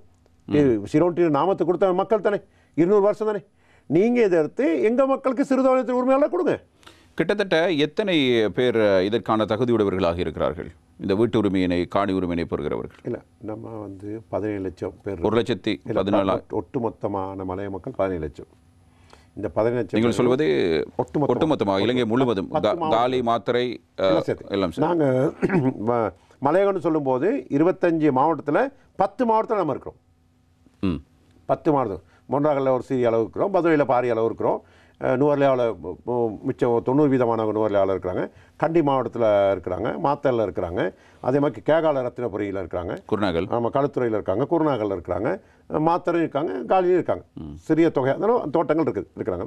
ரப்பர் ரத்னபுர கேம்ப்ஸில் ரப்பர் தோட்டங்கள், தேயிலை தோட்டங்கள், இந்த நீங்கள் குருநாகலில் தென்னை தோட்டங்கள், சிலவுளி இருக்கிறாங்க. அதே மாதிரிக்கே இங்கே பாம் ட்ரீ, அந்த முள்ளு தேங்காய் தேயிலையும் கலந்து இருக்குது, தெனியாயிலாம் தேயிலை அப்படி இருக்குது. அதே நேரத்தில் வன்னியில் கூட கிட்டத்தட்ட 1.5 லட்சம் மக்கள் இருக்கிறாங்க. அப்போ அங்கேயும் 1 லட்சம் இருக்காங்க. இந்த 17 லட்சம் மக்களில் இன்றைக்கி கிட்டத்தட்ட ஒரு 60% வெளியில் வேலை செய்கிறாங்க. மலை விலாசம் இருந்தாலும் கூட வேறு வேறு தொழிலில் இருக்கிறாங்க. நீங்கள் சொல்வது 17 லட்சம் என்பது ஒட்டுமொத்த மக்கள் தொகை. ஒட்டுமொத்த மக்கள் தொகை. அப்போ இதில் வந்து ஒரு தொழிலாளர்கள் என்ற வரையறுக்குள் வருபவர்கள் அல்ல. அது 60% வெளியே வேலை செய்கிறாங்க. ஆனால் அந்த வர்க்கத்தில் வந்து அவங்க தானே நாங்கள் கூட. அப்போ அந்த ஒரு 40% வேலை செஞ்சுட்டு இருக்காங்க. அதுலேயும் அதிருப்தியில் வெளியேறிக்கிட்டு இருக்காங்க. இப்போ இதில் நாட்டுடைய பொருளாதாரத்தை பற்றி பேசுகிறோம், டொலஸை பற்றி பேசுகிறோம். டொலஸை கொண்டவங்க வந்து இந்த மலைய மக்கள் சிலோன்டி மூலமாக. ஆகவே இன்றைக்கி அந்நிய செலாவணியை கொண்டு வரதுக்கும் இதுக்கு ஏற்பாடு பண்ணுறனா கூட இன்றைக்கி தேயிலை தோட்டங்கள், நுவர்லியா தேயிலை தோட்டம், நுவர்லியா போய்ட்டு நமக்கு தென்னை மரம் நட முடியாது. தென்னை வந்தாலும் காய்க்காது, பிளாமரம் வந்தாலும் கூட காய்க்காது. அது டீக்கு தான், டீயும் மரக்கரையும் தான் அங்கே போடலாம். அதுதான் அதனுடைய கால நிலை அப்படி தான் இருக்குது. ஆகவே அந்த காலநிலையெல்லாம் அமைஞ்சிருக்கும் போது டீயை நாங்கள் வளர்க்கணும்னு சொன்னால் இந்த பெருந்தோட்ட தொழிலாளி அவ்வளோ பேர்த்தையும் முதலாளி ஆக்கணும். அப்போ பெருந்தோட்ட தொழிலாளியை முதலாளி ஆக்கணும்னா ஒவ்வொருத்தருக்கும் 10 ஏக்கர் 15 ஏக்கர் காணிகளை பிரித்து கொடுக்கணும். அப்போ அவங்க வேறு தொழில் செய்தாலும் கூட, அரசாங்க தொழில் செய்தாலும் கூட அன்றைக்கு வந்து வேலை செய்வாங்க. அவங்க தேர்தலை பராமரிச்சுக்குவாங்க, பராமரித்து வேலை செய்வாங்க. அப்போ அவங்க தொழிலாளியில் யாருக்கும் பணியே இல்லை. அவர்கள் அந்த தோட்டத்துக்குள்ள உரிமையாளர்கள், சிறு தொழிலை தோட்ட உரிமையாளர் கொடுத்தோன்னே அந்த தேயிலை பறித்து அந்த கொழுந்து அரசாங்கத்தை ஃபேக்ட்ரி கொடுப்பாங்க, போர்ட் லீஃப் ஃபேக்ட்ரின்னு சொல்லுவாங்க. அப்போ அரசாங்கம் தேயிலை தொழிற்சாலை, ரப்பர் தொழிற்சாலை அரசாங்கம் இயக்கி கொண்டு இதோடைய மேற்பார்வையும் செய்து கொண்டு அதுக்குரிய பசறைகள்லாம் வழங்கி கொண்டு மேற்பார்வை இன்ஸ்ட்ரக்ஷன் கொடுத்து இப்படி தான் வேலை வெளிய நாடுகள் செய்யுது. பினாங்கில், மலேசியாவில் பினாங்கில் அதை செய்கிறாங்க, இந்தியாவில் நீலகிரியில் அந்த வேலை திட்டத்தை செய்கிறாங்க, சைனாவில் கூட அந்த க்ரீன் டீ செய்கிறாங்க அவங்க வீட்டு தோட்டங்கள். அப்போ இதை இந்த நாடு அரசாங்கம் தெரியாமல்ல, இதை பெரும்பான்மை மக்களுக்கு தென்னிலங்கை பிரித்து கொடுத்துருக்கு, மலையத்தையும் பிரித்து கொடுத்துருக்கு. அவளை கூடா தேவத்து ஆயத்துக்காரு அப்புறம் அமைச்சர் இருக்குது, பெருந்தோட்ட கைத்தொழில் அமைச்சர் ஸ்மால் டீ ஹோல்டர்ஸ் ஒரு மினிஸ்ட்ரியாக இருக்குது, அதுக்கு மினிஸ்டர்ஸ் இருக்கிறாங்க. அப்போ நான் சொல்கிறேன், நீங்கள் அதெல்லாம் தெரிஞ்சவங்கன்னு சொன்னால் கூட காழ்ப்புணர்ச்சி இனவாதம்னு சொல்லி நான் நினைக்கிறேன். நான் சரியாக படி தராங்க. நீங்கள் எங்கள் மக்களுக்கும் ஒவ்வொரு குடும்பத்துக்கும் அந்த தோட்டத்தை வேலை பல ரெக்கார்டை பார்த்து நீங்கள் 5 ஏக்கர் 10 ஏக்கர் அந்த காணிகளை பிரித்து கொடுத்தா அவங்க வீடும் கட்டிக்கொள்வாங்க, அந்த காணியும் பராமரிப்பாங்க, நல்ல விவசாயிகள், நல்ல அனுபவம் செஞ்சவங்க, இவங்களை கூட நல்லா செய்வாங்க, நல்ல வருமானத்தை ஈட்டி கொடுப்பாங்க, கொழுந்துகளையும் கரெக்டாக கொடுத்துருவாங்க, ஒன்று செய்வாங்க, ஒன்றும் பிரச்சனை இல்லை. இவங்க சிறுதொழில் தொட்டு உரிமையாளர் இருப்பாங்க. அப்போ அவங்களுக்கு நிறைய வரப்பிரசாதங்கள் இருக்குது, உரம் இலவசமாக கொடுக்குறாங்க, மானியம் கொடுக்குறாங்க, எல்லாம் செய்கிறாங்க, வேர்ல்ட் பேங்க் கொடுக்குது. அப்போ இதை அவங்களுக்கும் வழங்கினா அதுக்குள்ள கௌரவ பிரச்சனை இருக்காது. நான் அமைச்சராக இருந்தாலும் எம்பியாக இருந்தாலும் கூட எனக்கு தோட்டம் இருந்துச்சு, நான் போயிட்டு நானும் குழந்தை இருப்பேன், கவத்து விட்டு வேலை திட்டம் செய்து கொள்வேன். இந்த மக்கள் இந்த இலக்கினை இந்த இந்த தேவையினை பூர்த்தி செய்து கொள்வதில் இவ்வளவு காலதாமதம், இவ்வளவு இழுத்தடிப்புக்கு அரசாங்கங்கள் ஒரு காரணமாக இருந்தாலும் மலையக அரசியல் தலைமைகள் என்ன செய்தது தங்களுடைய சமூகத்துக்கு என்ற ஒரு கேள்வி எழுகிறதல்ல இருக்கலாம். இப்போ நீங்கள் நான் சொல்கிறேன், நான் திரும்ப சொல்கிறதை கேட்டுக்கொள்ளணும். இது தயவு செய்து அரசியல் ஆக்கிக்கொள்ளாங்க. மலையத்தை சார்ந்தவன் என்ற வகையில், பெருந்தோட்டத்துறை சார்ந்தவன் என்ற வகையில் நான் சில விடயங்களை சாஸ்திர மாதிரி சொல்கிறேன். முன்னுக்கு இதான் நடக்குது, அரசியலுக்கு சம்மந்தப்பட்டு நான் சொல்லேன், இது நடக்க போகுது. இன்னைக்குள்ள நிலைமையை நான் 5-10 வருஷம் முன்னே சொல்லிக்க பார்லிமெண்ட், எங்களுக்கு கொஞ்சம் குறுகிய காலம் நாங்கள் வந்தோன்னே. ஆனால் எல்லாரும் பதிவு பொறுப்பு சொல்லணும், அவ்வளோ பேரும் பொறுப்பு சொல்லணும். இதுக்கு முன்னுக்கு அரசியல் செய்தவங்க, அரசியல் தலைவர்கள் எல்லாம், அரசாங்கத்துக்கு வாக்காளத்து வாங்கினவங்க, நம்ம எல்லாம் அரசாங்கம் அமைக்க முடியாதுன்னு இருந்துச்சு, இதெல்லாம் மறந்துடக்கூடாது. மலைய மக்களோட எம்பி மாதிரிலாம் அரசாங்கம் அமைக்க முடியாது, பேரம்பேசும் சக்தியாக பேரம்பேச சக்தி நிறைய இருந்துச்சு, பேரம்பேச சக்தி நிறைய இருந்துச்சு. அந்த பேரம்பேச சக்தியை எந்த அளவுக்கு எப்படி பாவிச்சாங்கன்னு தெரியாது. கேட்டால் எங்களுக்கு சுதந்திரம் குறைவாக இருந்துச்சு, எங்களுக்கு பிரஜா உரிமை பிரச்சனையாக இருந்து எங்களை பெருந்தோட்ட பாடசாலைகளை இந்த தேசிய நீரோட்டத்துக்குள்ளே கொண்டு அரசாங்க பாடசாலை அமைக்க வேண்டிய வேலை திட்டங்கள் இருந்துச்சு, வேலை செய்யாமலே வேலை செய்திருக்கிறாங்க. ஆனால் இந்த உரிமைகள் சம்பந்தப்பட்ட நில சம்பந்தப்பட்ட விடயங்களை கோட்டையை விட்டாங்கன்னு தான் சொல்லணும், அதை செஞ்சுருக்கணும். இன்னைக்கு விளங்குது. இப்போது பாருங்கள், ஈதோகா ஏதேனும் ஒரு விடயத்தை முன்னெடுக்கிறது அல்லது ஏதேனும் ஒரு கருத்தினை முன்வைக்கிற பொழுது தமிழ் முற்போக்கு கூட்டணி அதற்கு எதிரான ஒரு நிலைப்பாட்டில் இருந்து வருவதை நாங்கள் பார்க்கிறோம். ஆரம்பத்தில் ஈதோகா ஒரு நிலைப்பாட்டில் இருக்க, அதனை மலையக மக்கள் முன்னணி எதிர்த்த சந்தர்ப்பங்கள் இருந்திருக்கின்றன. இவ்வாறான நிலையில் மக்களுக்கான ஒரு நன்மையை அல்லது அடிப்படை தேவைகளை இதற்கு பிறகும் இந்த விடயங்களை நாங்கள் பேசிக் கொண்டிருக்காமல் இதற்கு ஒரு முற்றுப்புள்ளி வைக்க வேண்டும் என்ற ஒரு முடிவினை எடுத்து சில விடயங்களை செய்தாக வேண்டிய கட்டாயத்தில் அரசியல் தலைமைகள் இருக்கிறார்கள். ஏனென்றால் எதிர்கால இளைஞர்கள் இதே போன்று பொறுமையாக இந்த அரசியல்வாதிகளுடைய கருத்துக்களை கேட்டுக்கொண்டிருப்பார்கள் என்று நாங்கள் எதிர்பார்க்க முடியாது. ஏன் இந்த ஒரு விடயத்துக்காக, மக்களுடைய நலனுக்காக எந்த அரசாங்கமாக இருந்தாலும் சரி, அதில் அமைச்சு பதவி இருந்ததோ இல்லையோ, இப்போது நீங்கள் தனியாக சுயாதீனமாக செயற்பட்டு கொண்டிருக்கிறீர்கள், உங்களுக்கு தேவையான ஒரு அமைச்சு பதவி கூட நீங்கள் எடுத்திருக்கலாம். ஆனாலும் கூட உங்களுடைய சில தேவைப்பாடுகள் இருக்கிறன, என்ன செய்ய வேண்டும் ஒரு நோக்கம் இருக்கிறது, உங்களுடைய அரசியலுக்கு ஒரு நோக்கம் இருக்கிறது. இப்படி அரசாங்கத்தில் இருப்பதற்காக அரசாங்கம் செய்கின்ற விடயங்களை ஆதரித்துக் கொண்டு போகாமல் எங்களுடைய மக்களுடைய பிரச்சனை இது. இதில் தமிழ் முற்போக்கு கூட்டணி ஒன்று, வடிவேல் சுரேஷ் அவர்களும் ஒன்று, ஈதோகாவும் ஒன்று என்ற ஒரு நிலைப்பாட்டுக்கு ஏன் இவர்களால் வர முடியாமல் இருக்கிறது? இதில் காங்கிரஸ் அல்லது கூட்டணின்னு சொல்லி பார்த்துட்டு இருக்கிறாரு. ஒரு பொது விடயங்கள் வரும்போது நம்மளாம் ஒன்று சேரணும்.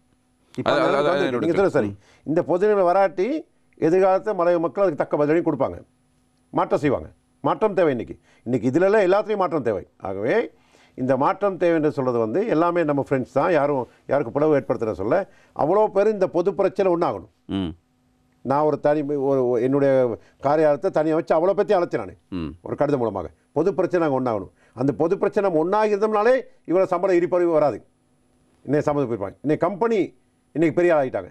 காரணம் எங்களுடைய நீங்கள் சொன்ன மாதிரி தான், எது 2 கண்ணு போனாலும் போகலாம், எனக்கு 1 கண்ணு போகணும்னு செஞ்சோம்னா விஷயம் பிரச்சனை பெறும். ஆனால் அதை தொடர்ந்து அதுக்காக அவர் இதை செஞ்சால் இவர் செஞ்சாலும் சமூகத்தை விட்டு கொடுக்காது. இன்னைக்கு விரும்பாமல் அனைவரும் ஒன்று சேரும். 9 பேர் தான் இருக்கிறோம். நம்ம இருக்க வேண்டிய பேர் 14 பேர் இல்லை. இந்த 9, 8, 7, 6 எப்படி வேணாலும் வைத்துக்கொள்ளலாம் பாராளுமன்ற உறுப்பினர். ஆனால் என்னுடைய கூட்டணி, என்னுடைய கட்சி அதிக ஆசனங்களை பெற வேண்டும், நாங்கள் தான் இதை செய்ததாக பெயர் வர வேண்டும் என்பதுதான் ஒரே நோக்கமாக தெரிகிறதே தவிர, இவர்கள் செய்தால் அவர்கள் எதிர்ப்பது, அவர்கள் செய்தால் இவர்கள் எதிர்ப்பது எல்லா கட்சியிலும் இருக்கிறது, எல்லா இனத்திலும் இருக்கிறது, வடக்கிலும் இருக்குது. இதே பிரச்சனை தான் வடக்கு பிரச்சனை தீர்க்காமல் இருப்பது இதே காரணம். நீங்கள் இனவாத ரீதியில் இவர்கள் செயற்படுகிறார்கள், தமிழர்கள் முஸ்லிம்கள் ஒற்றுமையாக வாழ வேண்டும் என்ற ஒரு கருத்தினை முன்வைத்திருந்தீர்கள். அது 2 இனங்கள் சம்பந்தப்பட்ட ஒரு விடயம். ஆனாலும் ஒரே இனத்துக்குள் இருந்து கொண்டோ, அது முஸ்லீமாக இருந்தாலும் சரி, தமிழாக இருந்தாலும் சரி, வடக்காக இருந்தாலும் சரி, மலையகமாக இருந்தாலும் சரி, தங்களுடைய மக்களுடைய பிரச்சனைகளை தீர்ப்பதில்லை. இதே பிரச்சனையை வைத்துக்கொண்டு அரசியல் செய்து கொண்டு வருவதை ஒரு வாடிக்கையாக வைத்துக் கொண்டிருக்கிறார்கள். 200 வருஷம் ஒரு சமூகம் 200 வருஷத்தை ஞாபகப்படுத்தி அவர்களுடைய துன்பம் துயரங்களை வெளிக்காட்டுவதற்காக தலைமன்னாரில் இருந்து மாத்தளை வரைக்கும் ஒரு பேரணி நடந்து வருது. இன்னொரு பேரணி ஒன்று நடந்து வருது நுவர்லியா இருந்து தலைவர்களுக்கு எட்லன் தலைவர்கள் நடந்து போகுது முடிஞ்சு. இன்னும் எத்தனை பேரணி வருமோ தெரியாது. அதெல்லாம் வரலாம், அது அவங்க இஷ்டம், அவங்களோட விருப்பம், அதெல்லாம் செய்து கொள்ளலாம். ஆனால் இது அவர்த்தையும் அவுட்புட் என்ன இது என்ன நடக்க போன்றது தான் என்னுடைய பிரச்சனை. எதுக்கும் எதிர்ப்பு இல்லை, அவங்கவுங்க ஒரு கவன ஈர்ப்பு மட்டும்தான். அதோட அது முடிஞ்சிட இயலாது. அதை நீங்கள் சொன்ன மாதிரி எல்லாத்தையும் அரசியல் நோக்கமாக வைத்துக்கொண்டு என்னோட கட்சி இத்தனை சீட் வேணும் அத்தனை சீட் வாங்கணும்னு சொன்னால் நம்ம இருப்போம், சமூகம் எல்லாம் போயிடும், என் சமூக பெருந்தோட்டம் எல்லாம் போயிடும். ஆகவே எல்லாரும் தெரிஞ்சுக்கிட்டு சுவர் இருந்தால் தான் சித்திரை வரையலாம். அப்போ இந்த சமூகம் பாதுகாக்கப்படணும். இந்த சமூகம் பாதுகாக்கப்பட்டால் நீங்கள் சொன்ன மாதிரி வேணுங்கிற சின்னத்தில் வந்து எத்தனை சீட் வேணாலும் யாரும் வாங்கிக்கலாம், பிரச்சனை கிடையாது. அவங்களோட கட்சி கோட்பாடுகள் தானே கட்சியில் வாங்க, நீங்கள் 5 சீட் வாங்க, நீங்கள் 10 இங்கே உள்ளெல்லாம் கோட்டை விட்டு தான் இங்கே உட்காந்துருக்கோம். மலைய மக்கள் நாட்டில் வாழ்கிற மலைய மக்கள் 7.5% மலைய மக்கள்லாம் நம்ம 16 பேர் பார்லிமெண்ட்டில் இருக்க வேணாமா, 9 பேர் இருக்கோம்னு சொன்னால் அங்கேயே 7 சீட்டை தாராவார்த்து கொடுத்து தான் இங்கே உட்காந்துருக்கோம். இதான உண்மை. ஆகவே இதில் ஒரு பொதுவான கோட்பாடுக்கு இனியாவது வந்தாகணும். இன்னைக்கு தலைக்கு மேலே வெளில வந்துருச்சு. இன்னைக்கு தோட்டங்கள்லாம் சின்னதாகிட்டு போகுது. இது தொழிலாளர்கள் பொருளாதார ரீதியில் அவங்க வெளியே வேற வேண்டிய ஒரு சூழ்நிலைக்கு வெளியேறிட்டு போய்கிட்டு இருக்காங்க. ஆகவே எங்களோட நில ஆக்கிரமிப்பு வந்துருச்சுன்னு சொன்னால் வடகிழக்கே நம்ம உதாரணம் எடுத்துக்கலாம். பல்லாயிரக்கணக்கான மக்கள் தமிழ் முஸ்லிம் மக்கள் இறந்து போயிட்டு பல தலைவர்கள் உருவாகி அவங்களும் மண்ணோட மண்ணா போயிட்டு அந்த சமூகத்துக்கும் விமோசனம் இல்லை. அவங்களுக்கு வந்து இன்னைக்கு வரைக்கும் ஆலயம் கோயில் கட்டினா இது விகாரைக்கு சொந்தம்ன்றாங்க, விகாரை கட்டினா கோயில்றாங்க, கோயில் நான் பள்ளின்றாங்க. இன்னைக்கு ஆண்டவனுக்கு கூட இருக்க இடம்லாம் போயிடுச்சு, கடவுள் கூட உள்ள ஒரு சூழ்நிலை வந்திருக்கு. அதை அந்த கசப்பான வச்சு நாளைக்கு தோட்டத்தில் கோயிலுக்கு பிரச்சனை வந்துடக்கூடாது, தோட்டத்தில் அன்மி இருக்கின்ற முஸ்லீம்க்கு அந்த பள்ளிவாசலுக்கு பிரச்சனை வந்துடக்கூடாது. ஆகவே இதை சரியாக நாங்கள் எடுத்துக்கொண்டு சில விடயங்களை இங்கிதமாக நாங்கள் செயற்பட வேண்டியவர்களாக கடன்பட்டுக்கிறோம். மலையகம் 200-ஐ எப்படி அனுசரிக்க வேண்டும், எப்படி நினைவு கூற வேண்டும்? இதுக்கு ஏன் அரசாங்கத்தில் நம்ம எல்லாருக்கும் தானே எல்லாம் சேர்ந்து ஆத்தான்னு சொல்லி அவ்வளோ பேத்துக்கு ஒப்பனை கொடுப்போம், அதே போதும். தான் 200 வருட காலமாக பரம்பரையாக தாத்தா பாட்டை போட்டியிலிருந்து நாங்கள் அனுபவித்த காணிகள் அனைத்துக்கும் நீங்கள் சொந்தக்காரர்கள் அப்படின்னு ஒரு தீர்மானம் அரசாங்கத்தை எடுத்து அவ்வளோ பேர் போயிட்டு ஜனாதிபதி உட்காந்து அதற்குரிய சட்டபூர்வமான ஒரு அந்த டாக்குமெண்ட் ஆவணத்தை கொடுத்துறாலே அதே வெற்றி.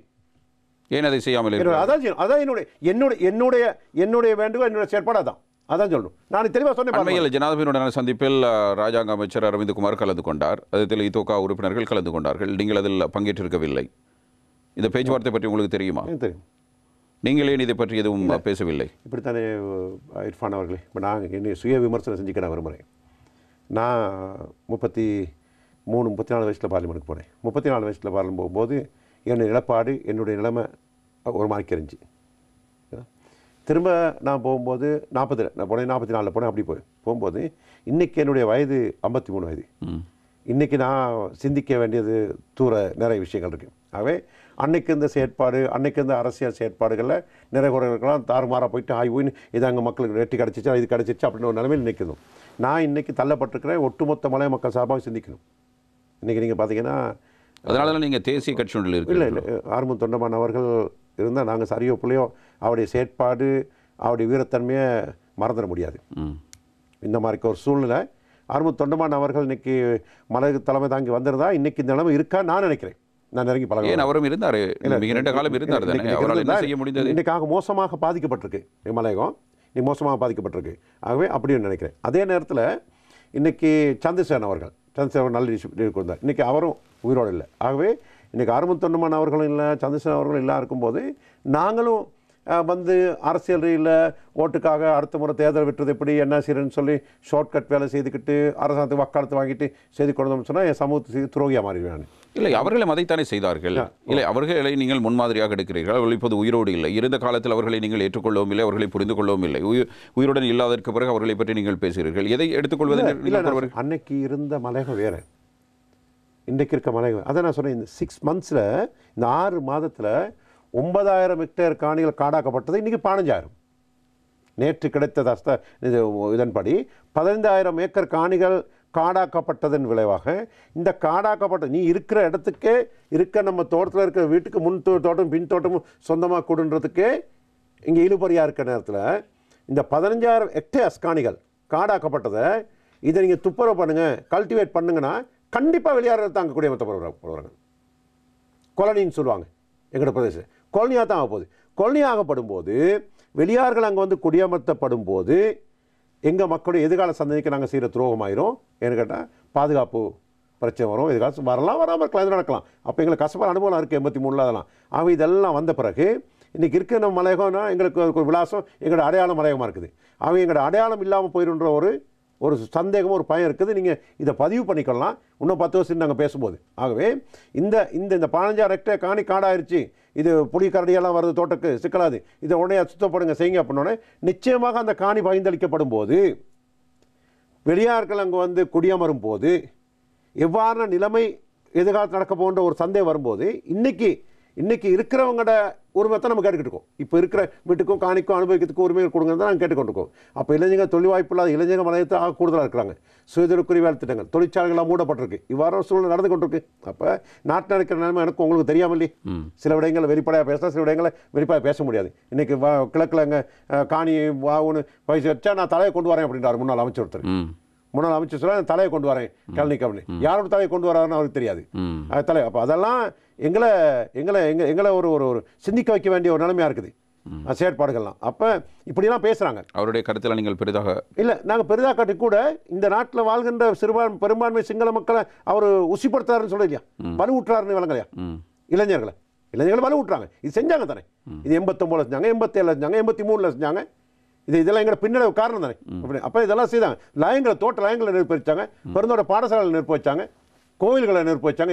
இதெல்லாம் இந்த கஷ்டமான அனுபவம். இதனால் இல்லாட்ட நாங்கள் 25 பேர் இன்னைக்கு பார்லிமெண்ட் இருப்போம். இன்னைக்கு சினிமா சாஸ்திரி ஒப்பந்தம் வந்திருக்காட்டி, ஆனால் 1983 ஆண்டு வன் செயல் இல்லாட்டி இன்னைக்கு பாராளுமன்றத்தில் மலையத்தை சேர்ந்து 25 பாராளுமன்ற உறுப்பினர் இருந்திருப்பாங்க. அங்கே தான் 40, 50, 60 எல்லாம் இடம்பெயர்ந்து சென்றாங்களே, நாடு கடத்தப்பட்டார்களே. அப்போ இதெல்லாம் நடந்துச்சு. ஆகவே இன்னைக்கு இவ்வாறான ஒரு ஒரு ஒரு ஒரு ஒரு கீழ்த்தரமான ஒரு அறிக்கைகள் விடும்போது மக்களால் நிராகரிக்கப்பட்டவர்கள் இவ்வாறான அறிக்கைகள் விட்டு பெரும்பான்மை மக்களை தேர்தல் கிட்ட வரும்போது பெரும்பான்மை மக்களை சந்தோஷப்படுத்தி இது பண்ணுறதுக்காக செய்கிறது வந்து பாரிய ஒரு சமூகத்துக்குரிய ஒரு பாதுகாப்புக்கு ஒரு கேள்விக்குறி. அது அரசாங்கத்துக்கு சரியில்லை. அரசாங்கம் எக்ஸ்ட்ரா எடுத்துக்கணும். ஜனாதிபதியோட சந்திப்பில் நீங்கள் பங்கேற்கவில்லையா? நான் பங்கேற்கல. எனக்கு அழைப்பு வரவில்லையா? இல்லை, எனக்கு உத்தியோகபூர்வமான அழைப்பு வர. எனக்கு தொலைபேசியில் கேட்டு போக முடியாது. நாங்கள் சின்ன பொடிங்களே ஒரு தொழில் பாராளுமன்ற உறுப்பினர் இலங்கை தேசிய தொழில் சங்கம் எங்களுக்கு நாங்கள் தான் இன்றைக்கி நம்பர் 1 அங்கத்தொழில் பிரச்சனை கிடையாது, அதெல்லாம் இருக்குது. ஆனால் எங்களுக்கும் மாணவரை கௌரவுக்கு இப்படி அழைக்கணும்னு சொல்லி அப்போ எனக்கும் சம்மந்தப்பட்ட அதிகாரம் நம்ம போகணும். நான் போய் தனியாக பேசிட்டு வந்து அரசியல் இதாக போயிடும். அப்படிதான் பேசணும். ஜனாதிபதி அழைப்பு வரக்குள்ள இப்படி வந்துக்கணும். பெருந்தோட்டத்துறை அமைச்சரை சந்தித்து பேசியிருக்கார். அவர் அண்மையில் ஜனாதிபதி ஊடக மையத்திலும் சில கருத்துக்களை வெளிப்படுத்தினர். அதுவும் நேர்மறையான பல்வேறு விடயங்கள் அவரால் பேசப்பட்டது. அவருடைய அணுகுமுறை எப்படி இருக்கு? நீங்கள் சொல்கின்ற இந்த இனவாத வலைக்குள் அவரும் விழுந்து இது தொடர்பான நடவடிக்கைகள் எடுப்பார் என்று எதிர்பார்க்கிறீர்கள், அல்லது அவர் நேரடியாகவே மலையக மக்கள் சம்பந்தமாக ஒரு அக்கறையோடு செயற்படக்கூடிய ஒரு சந்தர்ப்பம் இருக்கிறதா? ரமேஷ் பாத்திரன பெருந்தோட்ட கைத்தொழில் அமைச்சரோட நிறைய பேச்சுவார்த்தை விட என்னுடைய அனுபவத்தை அவரை பகிர்ந்து கொண்டேன். கௌரவம் அதை ஏற்றுக்கொண்டார். இல்லை, அவரை நீங்கள் எப்படி புரிந்து கொண்டீர்கள்? இல்லை, நான் நினச்சேன், நான் நிறைய விடங்களை அவருக்கு தெளிவுபடுத்தி சொன்னோன்னே அவர் எங்களுக்கு சாதகமாக தான் பதில் சொன்னார். அப்புறம் சம்மந்தப்பட்ட அதிகாரிலாம் கூப்பிட்டு வச்சு இந்த சாமன்ஸ் இவங்க எல்லாத்தையும் கூப்பிட்டு கூட என்னைய பேச வச்சு நாங்கள் அதை சில அனுபவங்களை பகிர்ந்து கொண்டோம். அவர் தென் மாகாணத்தை சேர்ந்தவர், பெருந்தோட கைத்தொழில் அமைச்சர் இருந்தாலும் கூட மலையக பெருந்தோட சம்மந்தம் நினைக்கிறேன். அவங்கள விட எங்களுக்கு அனுபவம் கூட, ராஜாங்க அமைச்சர் அங்கே இருந்தாலும் கூட அது அனுபவம் கூட. அப்போ அவருக்கெல்லாம் தெளிவுபடுத்தி சொன்னதை முழுமையாக அவர் ஏற்றுக்கொண்டது மட்டும் இல்லாமல் என் முன்னுக்கே அந்த அதிகாரிகளோடையும் சில விடயங்களுக்கு அவர் உத்தரவிட்டால் சில விடயங்களை அவர்கிட்ட பேசிக்கிட்டார். இவர் சொல்கிறது உண்மை தானே, இதுதான் நடக்கணும், ஏன் அது நடக்காமல் இருக்கீங்க, எப்படி செய்றீங்க, நீங்கள் தான் பிரச்சனை உருவாக்குறீங்க, அப்போ அந்த மக்கள் எங்கே போவாங்க, அவங்க அங்கே தானே வாழணும், அப்படி ஒரு நிலைமை ஏற்படுது. இந்த யாட்டியாந்தோட்ட கந்த அடிப்படையில் அவர் பேசினார், பேசி நடைமுறைப்படுத்துச்சு. யாட்டியாந்தோட்ட கந்தலோய பிரச்சனை, அதே மாதிரி இந்த ஹேவாயிட்ட பிரதேசங்களில் தோட்டங்களுக்கு ஜனாதிபதி ஒவ்வொரு பிரச்சனைகளாக தீர்க்க வேண்டும் என்று நினைக்கிறார். அதில் இந்த பெருந்தோட்டத்துறை பிரச்சனையும் மிக முக்கியமானது. தீர்க்க தான் வேணும். இல்லை, ஏனென்றால் இப்போது இருக்கிற நாட்டில் இருக்க பொருளாதார பிரச்சனையில் பெருந்தோட்டத்துறை பற்றி பார்க்க முடியாது, வடகிழக்கு பிரச்சனையை கையில் எடுக்க முடியாது என்று ஒதுங்கியிருக்க முடியும். அதனை யாரும் கையில் எடுக்க வேண்டும் என்று அவருக்கு சொல்லவும் இல்லை. ஆனாலும் ஏதோ ஒரு முயற்சி எடுப்பது போல் எங்களுக்கு தெரிகிறது. இது யதார்த்தபூர்வமாகவே ஏற்றுக்கொள்ளக்கூடியதாக இருக்கிறதா, அல்லது உண்மையிலே அவ்வாறான செயற்பாடுகள்? இறுதியாக நான் கடந்த வாரம் சந்தித்த போது ஜனாதிபதிகள் என்று கூறினார், இந்த ஒரு ஜனாதிபதி ஸ்பெஷல் டாஸ்க் ஃபோர்ஸ் ஒன்று போடுறாரு, ஜனாதிபதி செயல் நிறுவனம் அமைத்து இந்த விவசாயத்துறைத்தை அபிவிருத்தி செய்யப்படும் போது பெருந்தோட்டத்தையும் நான் கவனத்துக்கு எடுப்பேன். அப்போ அவருக்கு சொன்னேன், சார் 15,000 ஹெக்டேர்ஸ் காணி காடாக்கப்பட்டிருக்கு, அதே மாதிரிக்க பெருந்தோட்ட தொழிலாளர்கள்லாம் தோட்டத்தை வெளியேறிட்டாங்க, அங்கே இருக்கிறதுக்கு அவருக்கு எண்ணம் இல்லை, அப்படி நிலைமை ஒன்று இருக்குது. அதே நேரத்தில் தோட்ட தொழிற்சாலைகளும் மூடப்பட்டிருக்கு. இதெல்லாம் கவர்மெண்ட் ரிசோர்ஸ், அரசாங்க சொந்தமானது. நீங்கள் 22 கம்பெனி கொடுத்தேன்னு சொல்லி 4 பேர் தான் கொடுத்து வச்சுருக்கீங்க. இவங்க 4 பேர் தான் இருக்கிறாங்க. இந்த 4 பேரும் அவங்க சப்லீஸ் பண்ணியிருக்காங்க. சப்லீஸ் பண்ணி அவங்க வச்சுருக்காங்க. இந்த தொழில் உரிமையெல்லாம் மீறப்பட்டுக்கிட்டு இருக்கு, இவ்வாறு நிலைமெல்லாம் இருக்குன்னொன்னே அவர் தெளிவாக அதை ஏற்றுக்கொண்டார். 20 நிமிஷம் அவர் நான் பேசினேன். ஃபைசார் முஸ்தபா அவர் வந்து சட்டத்தண்ணி அவர் வந்து அவரையும் வச்சு தான் இதெல்லாம் பேசினேன். ஏன் அவர் வந்தார்? அவர் ஃபைசார் முஸ்தபா வேறு விடையிற்கு வந்தால் நான் பேசணும். யோசை கம்னார் 2 பேர் உட்காந்து பேசணும் தனியாக அவர் மலையம் தானே. ஆமாம், 1 to 1 தான் பேசணும். அப்போ அவரும் கடன் பட்டுருக்காரு, மலை மக்கள் ஓட்டு வாங்கியிருக்காரு கண்டியில். அப்போ எல்லாம் வச்சு கண்டி மாநிலத்தில் எம்பியாக இருக்கும்போது பிறந்தோட மக்கள் அவருக்கு வாக்களிச்சிருக்காங்க. இத்தோ காலத்தில் அவரும். அப்போ நான் ஒன்றும் பிரச்சனை இல்லை, நான் இந்த விடயங்கள் அவ்வளவு தெளிவாக சொன்னேன், அவ்வளவு தெளிவாக கேட்டுக்கொண்டார். அப்போ கௌரவ சாகல் ரத்நாயக் அவர்களை கூப்பிட்டு சொன்னார், விடயங்களை கொஞ்சம் உன்னிப்பாக அவதானிங்கன்னு சொல்லி. அப்போ அவருக்கு இது திரும்ப நான் ஃபீட் பண்ணேன், எழுத்து மூலமாகவும் கொடுத்தேன். இப்படிப்பட்டிருக்குது, அது இப்படி நடந்து கொண்டிருக்கு. அதுக்குரிய எதிர்காலத்தில் அவருடைய செயற்பாடை பார்த்து அவருடைய செயற்பாடு எப்படி இருக்கோ அது கேட்டவங்க மக்கள் தீர்மானிப்பாங்க. எல்லாரும் மக்கள்கிட்ட போத்தானே வேணும், ஜனாதிபதியும் தேர்தலுக்கு போத்தான் வேணும், பாராளுமன்ற உறுப்பினரும் மக்கள்கிட்ட போத்தான் வேணும், மக்கள் முடிவு எடுப்பாங்க. முன்ன மாதிரி கீழே தானே மக்கள் தெளிவாக இருக்காங்க தானே. ஆனால் யாரும் படம் காட்டி ஏமாத்துறதுக்கு நான் ஆயத்தமில்லை. அது ஜனாதிபதியாக இருக்கலாம், ஜனாதிபதி வேட்பாளராக இருக்கலாம், அது சஜித்தாக இருக்கலாம், ராணிகளாக இருக்கலாம், அல்லது வேறு யாரும் புதுசாக ஒருத்தர் ஓட்டு கேட்கலாம், போட்டு இருக்கலாம், யார் இருந்தாலும் முன்ன மாதிரிக்க இன்னும் தாரோன்னு சொல்லிட்டு 1000 ரூபாய்க்கு தாரோன்னு சொல்லிட்டு எங்களை இழுத்து விட்டு ஒரு ஜனாதிபதி போனாரே இடவில்லை, அவர் தான் 1000 ரூபாய்க்கு காரணம். அவர் தான் 1000 ரூபா தாரன்னு சொல்லி கொட்டைகளை சொன்னார், சொல்லித்தான் இழுத்து அடிச்சுட்டு போனார். ஆகவே இந்த முறை கொடுத்துட்டு வந்து கேளுங்க. எங்களுக்கு காணி உரிமை உறுதி பத்திரத்தை அதிபர் ஜனாதிபதி ரணில் விக்ரமசிங்கே அவர்கள் இன்று அங்கு வாழ்ந்து கொண்டிருக்கின்ற எங்களுடைய மலையக சொந்தங்களுக்கு இந்த 10 மாவட்டத்தில் இருக்கும் இன்றைக்கு அனுபவித்திருக்கின்ற காணிகள்லாம் சட்டபூர்வமாக உங்களுக்கு கையளிக்கப்படும் என்று அவர் கொடுத்தாரே. ஆனால் நாங்களும் என் மக்களும் முழுமையாக இறங்கி அவர் அடுத்த ஜனாதிபதி ஆக்குவோம். அண்மையில் ஹரின் பெர்னாண்டோ அமைச்சர் அவர்கள் உங்களுடைய மிக நெருங்கிய நண்பர், உங்களுடைய அரசியல் ஆலோசகர், அதனிடத்தில் நீங்கள் அடிக்கடி பேசிக்கொள் கொண்டு வருவார். அவர் இந்த காணி சம்பந்தமான சட்டங்களில் மாற்றங்கள் கொண்டு வரப்பட இருக்கிற அதை என்னுடைய விடைதானத்துக்கு விட்டுவிடுங்கள் என்று ஜனாதிபதியுடன் கேட்டிருந்தார், சொல்லியிருந்தார். இது மலையகத்துக்கும் பொருந்துமா? நிச்சயமா. எல்ஆர்சி வந்து அவருக்கு பணியை வருது, எல்ஆர்சி பணியை லேண்ட் ரிஃபார்ம் கமிஷன் அவருக்கு பணியை வருது. அப்போ லேண்ட் ரிஃபார்ம் கமிஷன்லேயும் காணிகள் இருக்குது மலையத்தில், ஜேரிபி சொந்தமான காணிகள் இருக்கும். அந்த லேண்ட் ரிஃபார்ம் கமிஷன் ஒட்டுமொத்தம் பொதுவான அதுக்கு பணி அதிகாரம் ஒன்று இருக்குது காணியத்துக்கு. ஆகவே அதான் யாராக இருந்தாலும் மலைய மக்கள்கிட்ட வரதாக இருந்தால் மொழியை மட்டும் பேசி சரி வராது, மொழியை பற்றி பேசி வராது, அந்த கலாச்சாரமாக வந்து பேசி சரி வராது, அல்லது மேடையில் ஏறி 3 மொழிகள்லையும் வணக்கம் சொன்னாலும் சரி வராது. இன்றைக்கி தெளிவாக இருக்கிறாங்க மலைய மக்கள், மிக்க தெளிவாக, நாங்களும் தெளிவாக இருக்கிறோம். செய்து கொடுத்துட்டு நீங்கள் வாங்க, நாங்கள் அந்த வேலை திட்டங்களை செய்கிறோம். நாங்கள் வந்தால் அவங்களுக்கு காணி உரிமைலாம் தாரோம், நாங்கள் வந்து அதையும் தாரோம் இதையும் தாரோம் எல்லாத்தையும் தாரோம்னு சொல்லிட்டு ஏமாற்றிட்டு இந்த 1000 ரூபா சம்பளத்துக்கு வந்து நடுவீதியில் எங்களை விட்டுட்டு அவரும் நடுரோட்டில் ஓட வேண்டிய ஒரு சூழ்நிலை ஏற்பட்ட ஜனாதிபதி மாறிக்க எந்த ஜனாதிபதி இருந்தாலும் எங்கள் மக்கள் வாக்களிக்க மாட்டாங்க. ஆனால் அவர்கள் சொல்வது தீர்மானிக்கக்கூடிய சக்தி இந்த 17 லட்சத்துக்கு இருக்குது. இந்த 17 லட்சத்துக்கு தீர்மானிக்கக்கூடிய சக்தி இருக்குது. இந்த 17 லட்சத்தோட வடகிழக்கும் முஸ்லீம் சமூகம் சேர்ந்தால் என்னென்னமோ பண்ணிடலாம். அது அவங்க பண்ண வேண்டிய விடயங்கள். நான் மலைய சம்பந்தமாக மட்டும் பேசுவேன். நான் சொல்கிறேன், இந்த முறை நான் நினைக்க என்னுடைய நிலப்பாட்டில் என் சமூகம் என் மக்கள் இருப்பாங்க, அதே எண்ணத்தில் இருப்பாங்க, 100க்கு 100 இல்லாட்டி ஓரளவு சார் இருப்பாங்க. ஆக இந்த முறை நாங்கள் 200 வருஷம் ஆச்சு, இப்போ 5 பரம்பரை வாழ்ந்துட்டோம், எங்களுக்கு பிரச்சனை இருக்குது. தெளிவாக திரும்ப திரும்ப திரும்ப சின்ன பிள்ளை மாதிரி கிளி பிள்ளைக்கு சொல்கிற மாதிரி திரும்ப திரும்ப சொல்கிறோம். பாராளுமன்றத்தில் அன்சாட்டில் பார்த்தாலும் தெரியும். இல்லை, ஜனாதிபதிக்கு நீங்கள் வைக்கிற நிபந்தனை அவர் தேர்தலில் நின்றால் நீங்கள் காணி உரிமையை வழங்கிவிட்டு வாருங்கள் என்பது. இதே எதிர்க்கட்சி ஒரு வேட்பாளராக இருந்தால், எதிர்க்கட்சி வேட்பாளராக இருந்தால் உங்களுடைய நிபந்தனை என்னவாக இருக்கும்? நீங்கள் கொடுத்துருங்க, எல்லாத்துக்கும் சந்தர்ப்பம் தானே, எல்லாத்துக்கும் சந்தர்ப்பம் தானே. எல்லாரும் நீங்களும் அதிகாரத்துக்கு வந்தால் செய்யுங்கள். இல்லை, அவங்க பார்த்தானே சொல்லுவாங்க, நாங்கள் வந்து செய்கிறோன்னு தானே சொல்லுவாங்க. அவரும் வந்து செய்கிறோன்னு சொல்கிறாங்க. அதே வந்து செய்கிறோன்றதை நம்பி வாக்களிக்கணும்னு சொல்லி யாராவது வக்காலத்து வாங்கலாம். இப்போ நாங்கள் சொல்கிறோம், நீங்கள் தான் பவரில் இருக்கிறீங்களே, இப்போ தான் ஜனாதிபதி போஸ்ட் உங்களுக்கு கிடச்சிருக்கு. ரணில் விக்ரமசிங்கே அவர்கள் ஜனாதிபதி அவர்கள் முன்பு வந்து எதிர்கட்சியாக இருந்தார், பிரதம மந்திரியாக இருந்தார், தனக்கு பவர் கிடைக்கலன்னு சொன்னார். இப்போ ஏதோ ஒரு வழியில் ஒரு பவர் கிடைச்சிச்சு குறுகிய காலத்துக்கு. இப்போ குறுகிய காலத்தில் நீங்கள் இருக்கும்போது 13வது அரசியல் சட்டத்திட்டத்தில் வடகிழக்கு மக்கள் பிரச்சனை தீர்த்து வைக்கிறோன்னு சொல்லி நீங்கள் மோடிஜிக்கிட்டையும் போயிட்டு இந்தியா ஜனாதிபதி சொல்லிட்டீங்க, இங்கேயும் வந்து பேச்சுவார்த்தை நடத்தி கொண்டிருக்கீங்க. சரி, 13 அதே மாதிரிக்கு இங்கே மலையத்தை அதை விட பெரிய பிரச்சனை இருக்குது. இதுக்கு வந்து நீங்கள் அவ்வளோ கஷ்டப்பட தேவையில்லை, வெளிநாட்டுக்கெல்லாம் போயிட்டு இங்கேயே கொடுக்கலாம், இங்கே. ஆகவே இது வந்து மனமாற்றம் மட்டும்தான் தேவை. மனமாற்றம் மட்டும் இருந்தாலே இது தெளிவாக நடந்துடும். ஆகவே மனமாற்றம், உண்மையான மனதோடு ஸோ இந்த மக்கள் இங்கே வாழ்ந்தாங்க, இத்தனை வருஷம் வாழ்ந்தாங்க, இவங்களை நாங்கள் மதிப்பளிக்கிறோம், இவங்களை கௌரவிக்கிறோம், இந்திய அரசாங்கத்தை நாங்கள் கௌரவிக்கிறோம், இந்திய அரசாங்கத்துக்கு நாங்கள் மதிப்பளிக்கிறோம். இந்திய அரசாங்கம் இந்த நாட்டினுடைய ஒவ்வொரு பிரச்சனை வரும்போதும், பெட்ரோல் இல்லாத போதும், சாப்பாடு இல்லாத போதும், ஒவ்வொரு பிரச்சனையும் முதல் கரணிட்டு வந்து இந்திய அரசாங்கத்தில் கப்பலில் சாமான் வரும்போது வெள்ளையும் சொலையுமா உடுத்திட்டு போயிட்டு நீங்கள் பெற்றுக்கொள்கின்றவர்கள். அந்த இந்திய வம்சாவளியை சார்ந்த இந்த மலையக மக்களுக்கு அவங்களுக்குரிய அந்த இருப்பிடத்தை வாழ்வாதார உரிமையை சட்டப்பூர்வ வளங்கள் மட்டும்தான் நாங்கள் சொல்கிறோம்.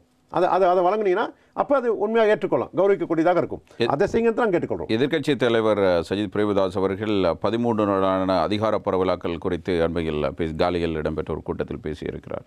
ஒரு பக்கம் அதிகார பரவலாக்கலை பற்றி பேசுகிறார், இன்னொரு பக்கம் நாடு முழுக்க இருக்கிற அத்தனை மாவட்டங்களிலும் ஆயிரக்கணக்கான விகாரைகளை அமைக்கப் போவதாகவும் கூறுகிறார். இதை நீங்கள் எப்படி பார்க்கிறீர்கள்?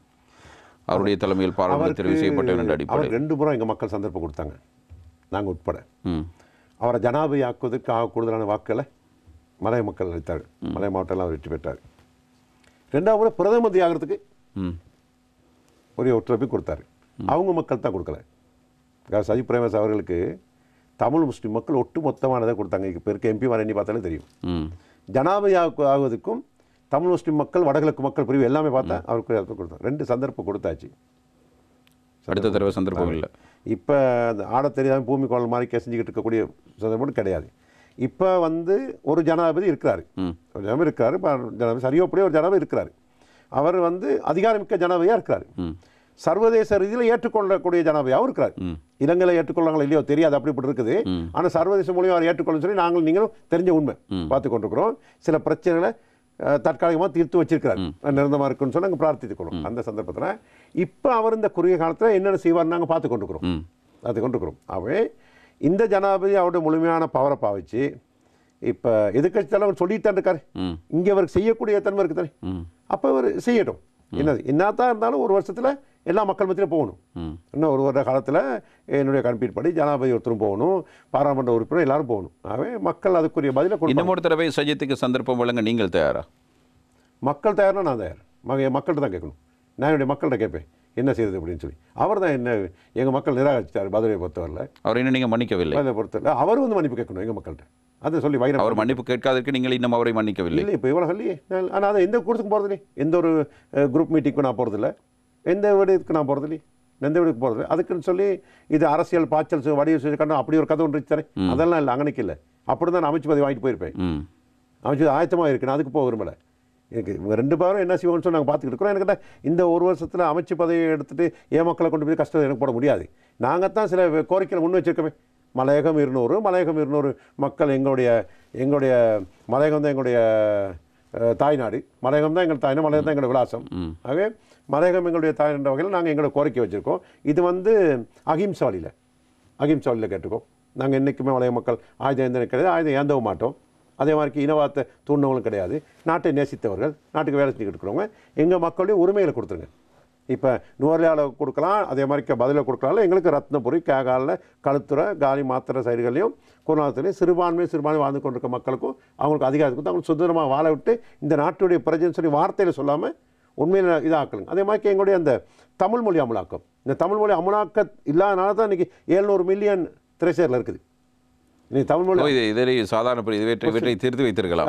அந்த தமிழ் மொழி அமலாக்கம் பிரச்சனைகள் தான். சில பேர்கள் கூட இன்றைக்கி பிறந்த மலையத்தில் பார்த்தீங்கன்னா சில பேர்கள் கூட அந்த மொழி பிரச்சனை தாய்மார் அவங்களுடைய அந்த பிரசவம் முடிஞ்சாலும் பேரை நான் கேட்டோன்னே பேரை சிங்கள மொழியில் நமக்கு அந்த பபாகை அப்படின்னோடனே அவங்க அம்மா சொல்லியிருக்காங்க ஆம்பளை பிள்ளை அப்படின்னு இருக்காங்க. அவங்க நினச்சிக்காங்க ஆனால் பெண்ணாக கேட்குறாங்க. ஆம்பளை பர்த் சர்டிஃபிகேட் ஆம்பளை பிள்ளை எடுத்துருக்குது. இல்லை அவர்களுக்கு அநேகமானவர்களுக்கு சிங்களம் தெரியும் தானே? இல்லை எல்லாத்துக்கும் இல்லை, பெண்களுக்கு எல்லாத்துக்கும் சொல்கிறதுக்கு இல்லை. இன்றைக்கி சரளமாக பேசுகிறாங்க. ஆனால் அந்த காலகட்டங்களில் மொழி பிரச்சனை இருக்குது, எங்களுக்கும் மொழி பிரச்சனை இருக்குது. அந்த காலகட்டங்களில் எங்கள் வெளியே இப்போ வந்திருக்கு. ஆகவே இப்படி ப்ராப்ளம் நிறைய பிரச்சனைகள் இருக்குது.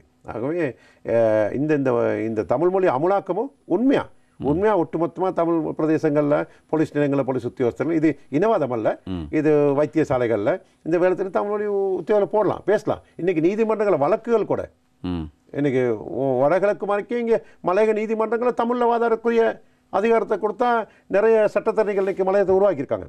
மிக ஈஸியாக இருக்கும். அப்போ அப்படி ஒரு நிலைமை இருக்குது. அந்த இழுப்பெல்லாம் இதெல்லாம் ஒரு காரணமாக இருக்குது. அப்போ நீங்கள் 200 மலைக்கு 200 எல்லாம் வாய் நிறைய பேசிக்கிட்டீங்கன்னு சொன்னால், பாராளுமன்றத்தையும் பேசிக்கிட்டிங்கன்னா இந்தியாவுக்கும் நம்ம சொல்லிட்டோன்னு சொன்னால் எல்லாம் தாரோன்னு சொல்லி முதல்ல இலகுவாக சட்டப்பூர்வமாக கொடுக்க வேண்டியதுகளை சட்டப்பூர்வமாக எங்கள் மக்களுக்கு கொடுத்துட்டாலே பெரிய விஷயமா இருக்கும். அதை நாங்கள் செய்ய சொல்கிறோம். அதுக்கெல்லாம் இங்கே மாதிரி ஒரு பைத்தியக்காரன் இந்த முன்னே இருந்த அமைச்சர் வந்து தலையை கொண்டு வாழை கொண்டு வரேன்னு சொல்லி இங்கே மக்களை உசுப்பேற்றி விட்டான்னு சொன்னால் நாங்கள் எல்லாத்தையும் கலந்து வாழ்கிறவங்க.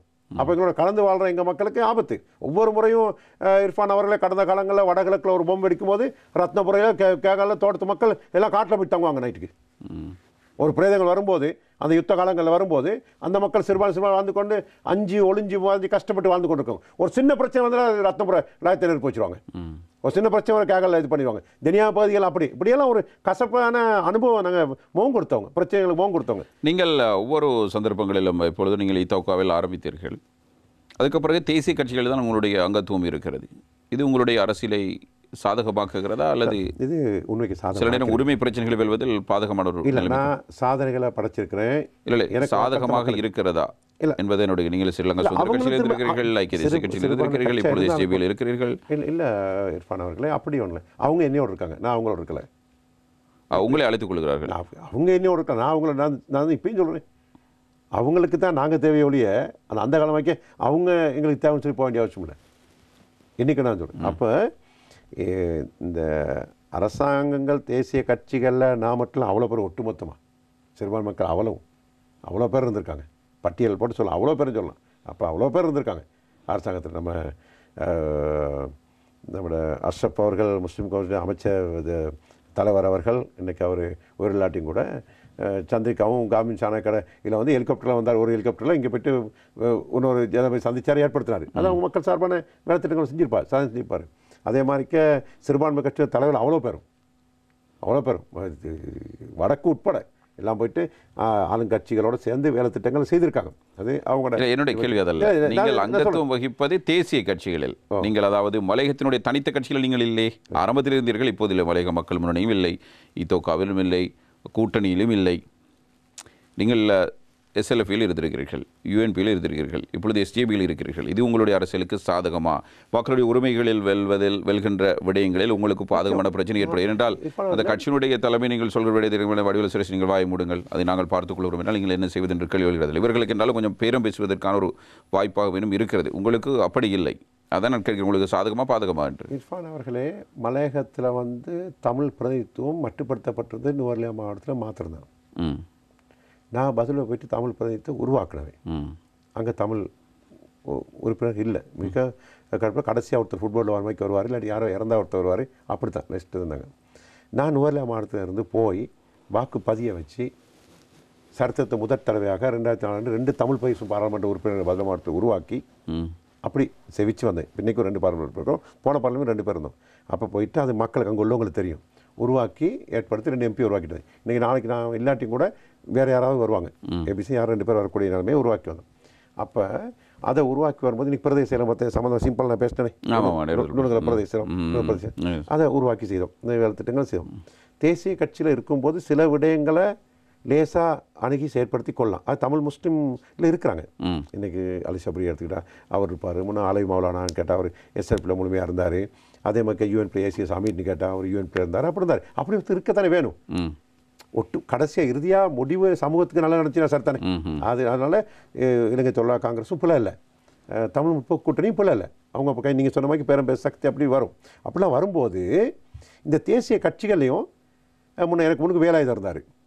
வேலாயுதம் அவர்கள் தேசிய கட்சியை தான் முழுமையாக இருந்தார். அப்போ அதே மாதிரிக்கே இந்த தேசிய கட்சிகளில் தமிழ் உறுப்பினர் அல்லது முஸ்லீம் உறுப்பினர் இல்லாட்டியும் ஆபத்து தான். ஒருத்தர் இருக்கணும், இருந்தால் அங்கே என்ன நடக்குது என்ன இருக்கணும் பேசிக்கலாம். உங்களுக்கு சாதகமாக தான் நீங்கள் நினைக்கிறேன். இல்லை, அதை சாதகமாக பயன்படுத்திக்கணும். சகலகல வல்லவனாக இருக்கணும். வடிவேல் அப்படிப்பட்டவர் இல்லை. ஒரு ஏன் மக்களுடைய சமூகத்தில் இவ்வளோ பிரச்சனை இருக்குன்னு சொன்னால், இப்போ மலையத்தில் செஞ்சால் மலையத்தில் ஓட்டு கேட்டு காசு இருக்கணும் அல்லது பார் இருக்கணும், நான் எம்பி ஆகிடலான்னு மட்டும் நினச்சா வேலைத்திட்ட செய்யலாது. தொழிற்சங்கவாதியாக இருக்கணும், தொழிற்சங்க சாஸ்திரமும் தெரிஞ்சவனாக இருக்கணும். நான் தொழிற்சங்க பேச்சுவார்த்தைக்கு போவேன், தோட சாதாரண ஒரு துறைக்கிட்டையும் போவேன், ஏசியலுக்கும் போவோம், அதுக்கும் போவோம், பார்லிமெண்ட்டுக்கும் போவோம், எல்லாத்தையும் செய்து கொடுறோம். அப்போ அது தேவை. அந்த சமூகத்துடைய பிரச்சனை தீர்க்க இந்த குவாலிஃபிகேஷன்ஸ்லாம் தேவை, தகுதிகள் தேவை. அதுக்குன்னு சொல்லி நான் பெரிய ஆள் எனக்கெல்லாம் தெரியும் நான் சொல்ல, இதுகளும் தேவை. தெரியாதையும் தெரிஞ்சுக்கிட்டு நம்ம போயிட்டு பேசி வாதாட வேண்டிய ஒரு சூழல் இருக்குது. அப்போ கடந்த இப்போ 200 வருஷமாக நம்ம இன்றைக்கி உரிமைக்கு பேசிக்கிட்டு இருக்கோம். இப்போ என் வயசு 200லேயே. ஆனால் 200 வருட காலமாக அரசியல் நடந்துக்கு, தொழிற்சங்கம் நடந்துக்கு, மலைய மக்கள் இருந்திருக்காங்க. ஆனால் இன்றைக்கும் 200 வருட காலமாக இங்கே பிரச்சனை. இந்த 200 வருடமாக தனித்தனி கட்சிகள் இருந்திருக்குது, பேரமை சக்தி இருந்திருக்குது. ஆனால் இன்னமும் நம்ம ஆரம்பத்தில் தான் இருக்கிறோம், அடிப்படை உரிமை தான் கேட்டுக்கிட்டு இருக்கோம். ஆகவே இதனை கேட்பதற்கு சிறுபான்மை கட்சிகள் இருக்கக்கூடாது. அப்படி இல்லை, என்னோட ஆரம்பங்க தானே, நான் ஆரம்பித்தேன் தானே, சிலபஸ் ஆரம்பித்து அப்படி வந்து எடுத்து. ஆனால் எல்லாம் இப்போ அவங்களும் வந்து தேசிய கட்சி இணைஞ்சு தான் எங்கள் மக்களுடைய வேலை செய்யணும். ஆகவே அது தவறு கிடையாது, அது அப்படி கிடையாது. இப்போ நான் இல்லாமல் ஏதாவது சிறுபான்மை கட்சியில் சேர்ந்தாலும் இன்னொரு சீட்டெல்லாம் போகும். இப்போ நாங்கள் இங்கே சேர்ந்தோம்னா அப்போ தேசிய கட்சியில் ஒரு தமிழரை ஒரு முஸ்லீம் அங்கே நிறுத்துவாங்க, இவரில் நிப்பாடுவாங்க, பதில் நிறுத்துவாங்க. அப்படி நிறுத்தும்போது 2 பேரெல்லாம் போயிடும். இந்த கசப்பான அனுபவம் ஊவா மாகாணத்தை வலுமாட்டத்தில் நடந்திருக்குது. கடந்த காலங்களில் இப்படி திட்டம் போட்டு செய்து அதெல்லாம் அழகாக திட்டம் போட்டு செய்வாங்க. பெரும்பானவங்க சேர்ந்து ஒரு எம்பியும் வரவிடமாக்குவாங்க. 2010ஆம் ஆண்டு வேலாயுதம் அவர்களும் சச்சிதானந்தன் அவர்களும் ஒரு சின்னத்திலையும் வடிவேல் சேஷும் மற்ற ஒரு சின்னத்தை கேட்கும்போது நாங்கள் 2 பேரும் கணிசமான வாக்கு எடுத்து கொடுத்து எங்களால் பெரும்பான்மை எம்பி 8 பேர் அவங்க வந்துட்டாங்க, நம்ம ஒருத்தர் வரல ஒரு பக்கமும். அப்போ இது அங்கே அந்த சாஸ்திரம் வேறு. சில விடயங்கள் நான் விவரமாக உங்களுக்கு தேவை ஏற்படும் சொல்கிறேன். மலையகத்தில் பெருவாரியாக இருந்து வர ஒரு குற்றச்சாட்டு தான் மதுபான பார்கள் அதிகம் திறக்கப்படுவது. பசறைக்கு இன்னும் ஒரு மதுபான பார் தேவையா? அத்தை நேற்று போயிட்டு போராட்டம் நிப்பாட்டிருக்கிறேன். செய்ய வந்தாங்க பார்த்தாங்கட்டு. நான் தான் என்னுடைய தலைமையில் தான் ஒரு போராட்டம் நடந்தது, அந்த போராட்டம் நிப்பாட்டியிருக்கிறேன். இந்த ஒரு காலகட்டத்தில் நீங்கள் அடுத்த முறை நேர காலங்களில் தான் கூப்பிடுங்க. இந்த மலையகத்தில் இருக்கின்ற ஆக கூடுதலாக இருக்கிறது இந்த மதுபான சாலைகள். ஏன்னு வருமான குறைன்னு சொல்கிறோம். வருமானம் தோட்டமாக அந்த மதுபான சாலைக்கு யார் லைசன்ஸ் கொடுத்தது, யார் உண்மையான உரிமையாளர்கள், யார் சிபாரிசு இந்த பார் வந்துச்சுன்னா நீங்கள் இந்த கம்பெனிக்காரர்களை கண்டுபிடித்தீர்கள் தானே, அதே போல் இதை கண்டுபிடிக்க முடியாது? கண்டுபிடிச்சு நான் கண்டுபிடிச்சி வச்சு எப்போது வெளிப்படுத்தி கொஞ்சம் ரெக்கார்டுங்க. நீங்கள் கூப்பிடுங்க ஒரு சந்தர்ப்பத்துக்கு நான் வரேன். இல்லை நீங்கள் தயார் என்றால் நான் அழைக்கிறேன். நான் தயார். அவர்களையும் வெளிப்படுத்தி விடுவோம். அப்படியானால் யார் உரிமையாளர்? அண்மையில் ராதாகிருஷ்ணன் அவர்களும் நாடாளுமன்றத்தில் அதற்கு எதிராக பேசுகிறார். இவர்களையும் வெளிப்படுத்தி விடுங்கள். ஏனென்றால் நானும் நாடாளுமன்றத்தில் பலமுறை பேசியிருக்கிறேன். இப்போ அதனால தான் நிப்பாட்டுக்கு நீங்கள் டயகம் எல்லாம் தீவிரமான இளைஞர்கள் தடுத்து நிறுத்தியிருக்காங்க. உங்களுடைய பேரில் எந்த விதமான வியாபாரமும் இல்லை. நோ மதுபான சாலை, நோ பெட்ரோல் செட், நோ அரசாங்க காணிகள், நோ ஹோட்டல்ஸ். சரியா? அது பொதுமக்களுடைய சொத்துக்களை கையாளுறதோ அல்லது அரசாங்க சொத்துக்களை கையாளுறதோ அல்லது கமிஷன் வாங்குறதோ அல்லது பகா வாங்குறதோ அல்லது போத்தல் வாங்குறதோ வடிவேல் விஷயம் கிடையாது. இந்த 2 கை சுத்தம். ஆனால் நீங்கள் ஹோட்டல் துறையில் படித்தவர். நான் டிப்ளமோ ஹோல்டர், நான் ஹோட்டல் ஸ்கூல் லெக்சராக இருந்தேன். சரி, ஏன் நீங்கள் சுற்றுலாத்துறை குறித்து ஜனாதிபதி அதிக அக்கறை, அரசாங்கம் ஒரு தீவிர கவனம் செலுத்தி சுற்றுலாத்துறையினுடைய அந்த எண்ணிக்கை, பயணிகளுடைய எண்ணிக்கை வருகை அதிகரிக்க வேண்டும், டாலர் கையிருப்பும் அதிகரிக்க வேண்டிய தேவை இருக்கிறது, ஏன் மலையகத்தில் இது குறித்து நீங்கள் ஒரு கூடுதல் கவனம் செலுத்த வேண்டும்? அரேன் ஃபேண்ட சுற்றுலாத்துறை அமைச்சர் வகையில் அவருக்கு தெரியும், அவர் என்னுடைய சேவை பெற்றிருக்கிறாரு. நான் அவரை அடிக்கடி போய் பேசியிருக்கிறேன், இந்த ஐடியா சொல்லியிருக்கிறேன். அரசாங்கமும் அதை ஏற்றுக்கொண்டு அவங்களும் அது பொறுப்பு இதுகளை கொடுக்கணும், அதை செய்ய வைக்கிறது. ஆகவே ஆனால் இந்த அப்கண்ட்ரி டூரிசம் சம்பந்தம் இப்போ இன்றைக்கும் சுற்றுலாத்துறை அமைச்சருடைய செயலாளர் எல்லையில் இருக்கார். நேற்று மீட்டிங் அப்போ இன்றைக்கும் போயிருக்கிறார். அந்த எல்லா ஹோட்டல் அமைக்கக்கூடிய கட்டணம் அமைக்கக்கூடிய வேலை திட்டங்கள், அந்த வேலை திட்டங்கள் நடந்துகிட்டு இருக்குது. ஆகவே அப்படி செய்யும்போது எங்களோட இளைஞர்களுக்கு தொழில் வாய்ப்பாக கூடுதலாக இருக்கும். அப்போ இன்றைக்கி சுற்றுலாத்துறை அமைச்சருடைய செயலாளரும் ஒரு டீமோடு போயிட்டு இன்றைக்கும் எல்லா பிரதேசத்தில் அதுக்குரிய வேலை திட்டங்கள் நடந்து கொண்டிருக்குது. பண்டாவில் இன்றைக்கி சுற்றுலாத்துறை ஓரளவுக்கு அதிகரித்து வர சுற்றுலாத்துறைகளை மலையகத்தை மறக்க முடியாது, ஒரு வேலை திட்டம் இருக்குது. இப்போ என்னுடைய அறிவுகளை நான் ஷேர் பண்ணியிருக்கேன் உங்களுடைய பங்களிப்பை வழங்கியிருக்கேன். நன்றி பாராளுமன்ற உறுப்பினர் அவர்களை. கொஞ்சம் நேர தாமதமாகிவிட்டது நாங்கள் நிகழ்ச்சியை தொடங்குவதற்கு. நீங்கள் மிக நெருக்கடியான ஒரு கட்டத்தில் வந்து இந்த நிகழ்ச்சியில் பங்கேற்றிருந்தீர்கள். உங்களுக்கு எமது மனமார்ந்த நன்றிகளை நாங்கள் தெரிவித்துக் கொள்கிறோம். மிச்ச சந்தோஷம் பாடல்களை மலைய மக்கள் சார்பாக இந்த மனமார்ந்த நன்றிகள் தெரிவித்துக் கொள்கிறேன். நன்றி. அதிர்வு அதிகாரம் 2 நிகழ்ச்சியிலிருந்து நாங்கள் விடைபெற்றுக் கொள்ளும் நேரம். நன்றி, வணக்கம்.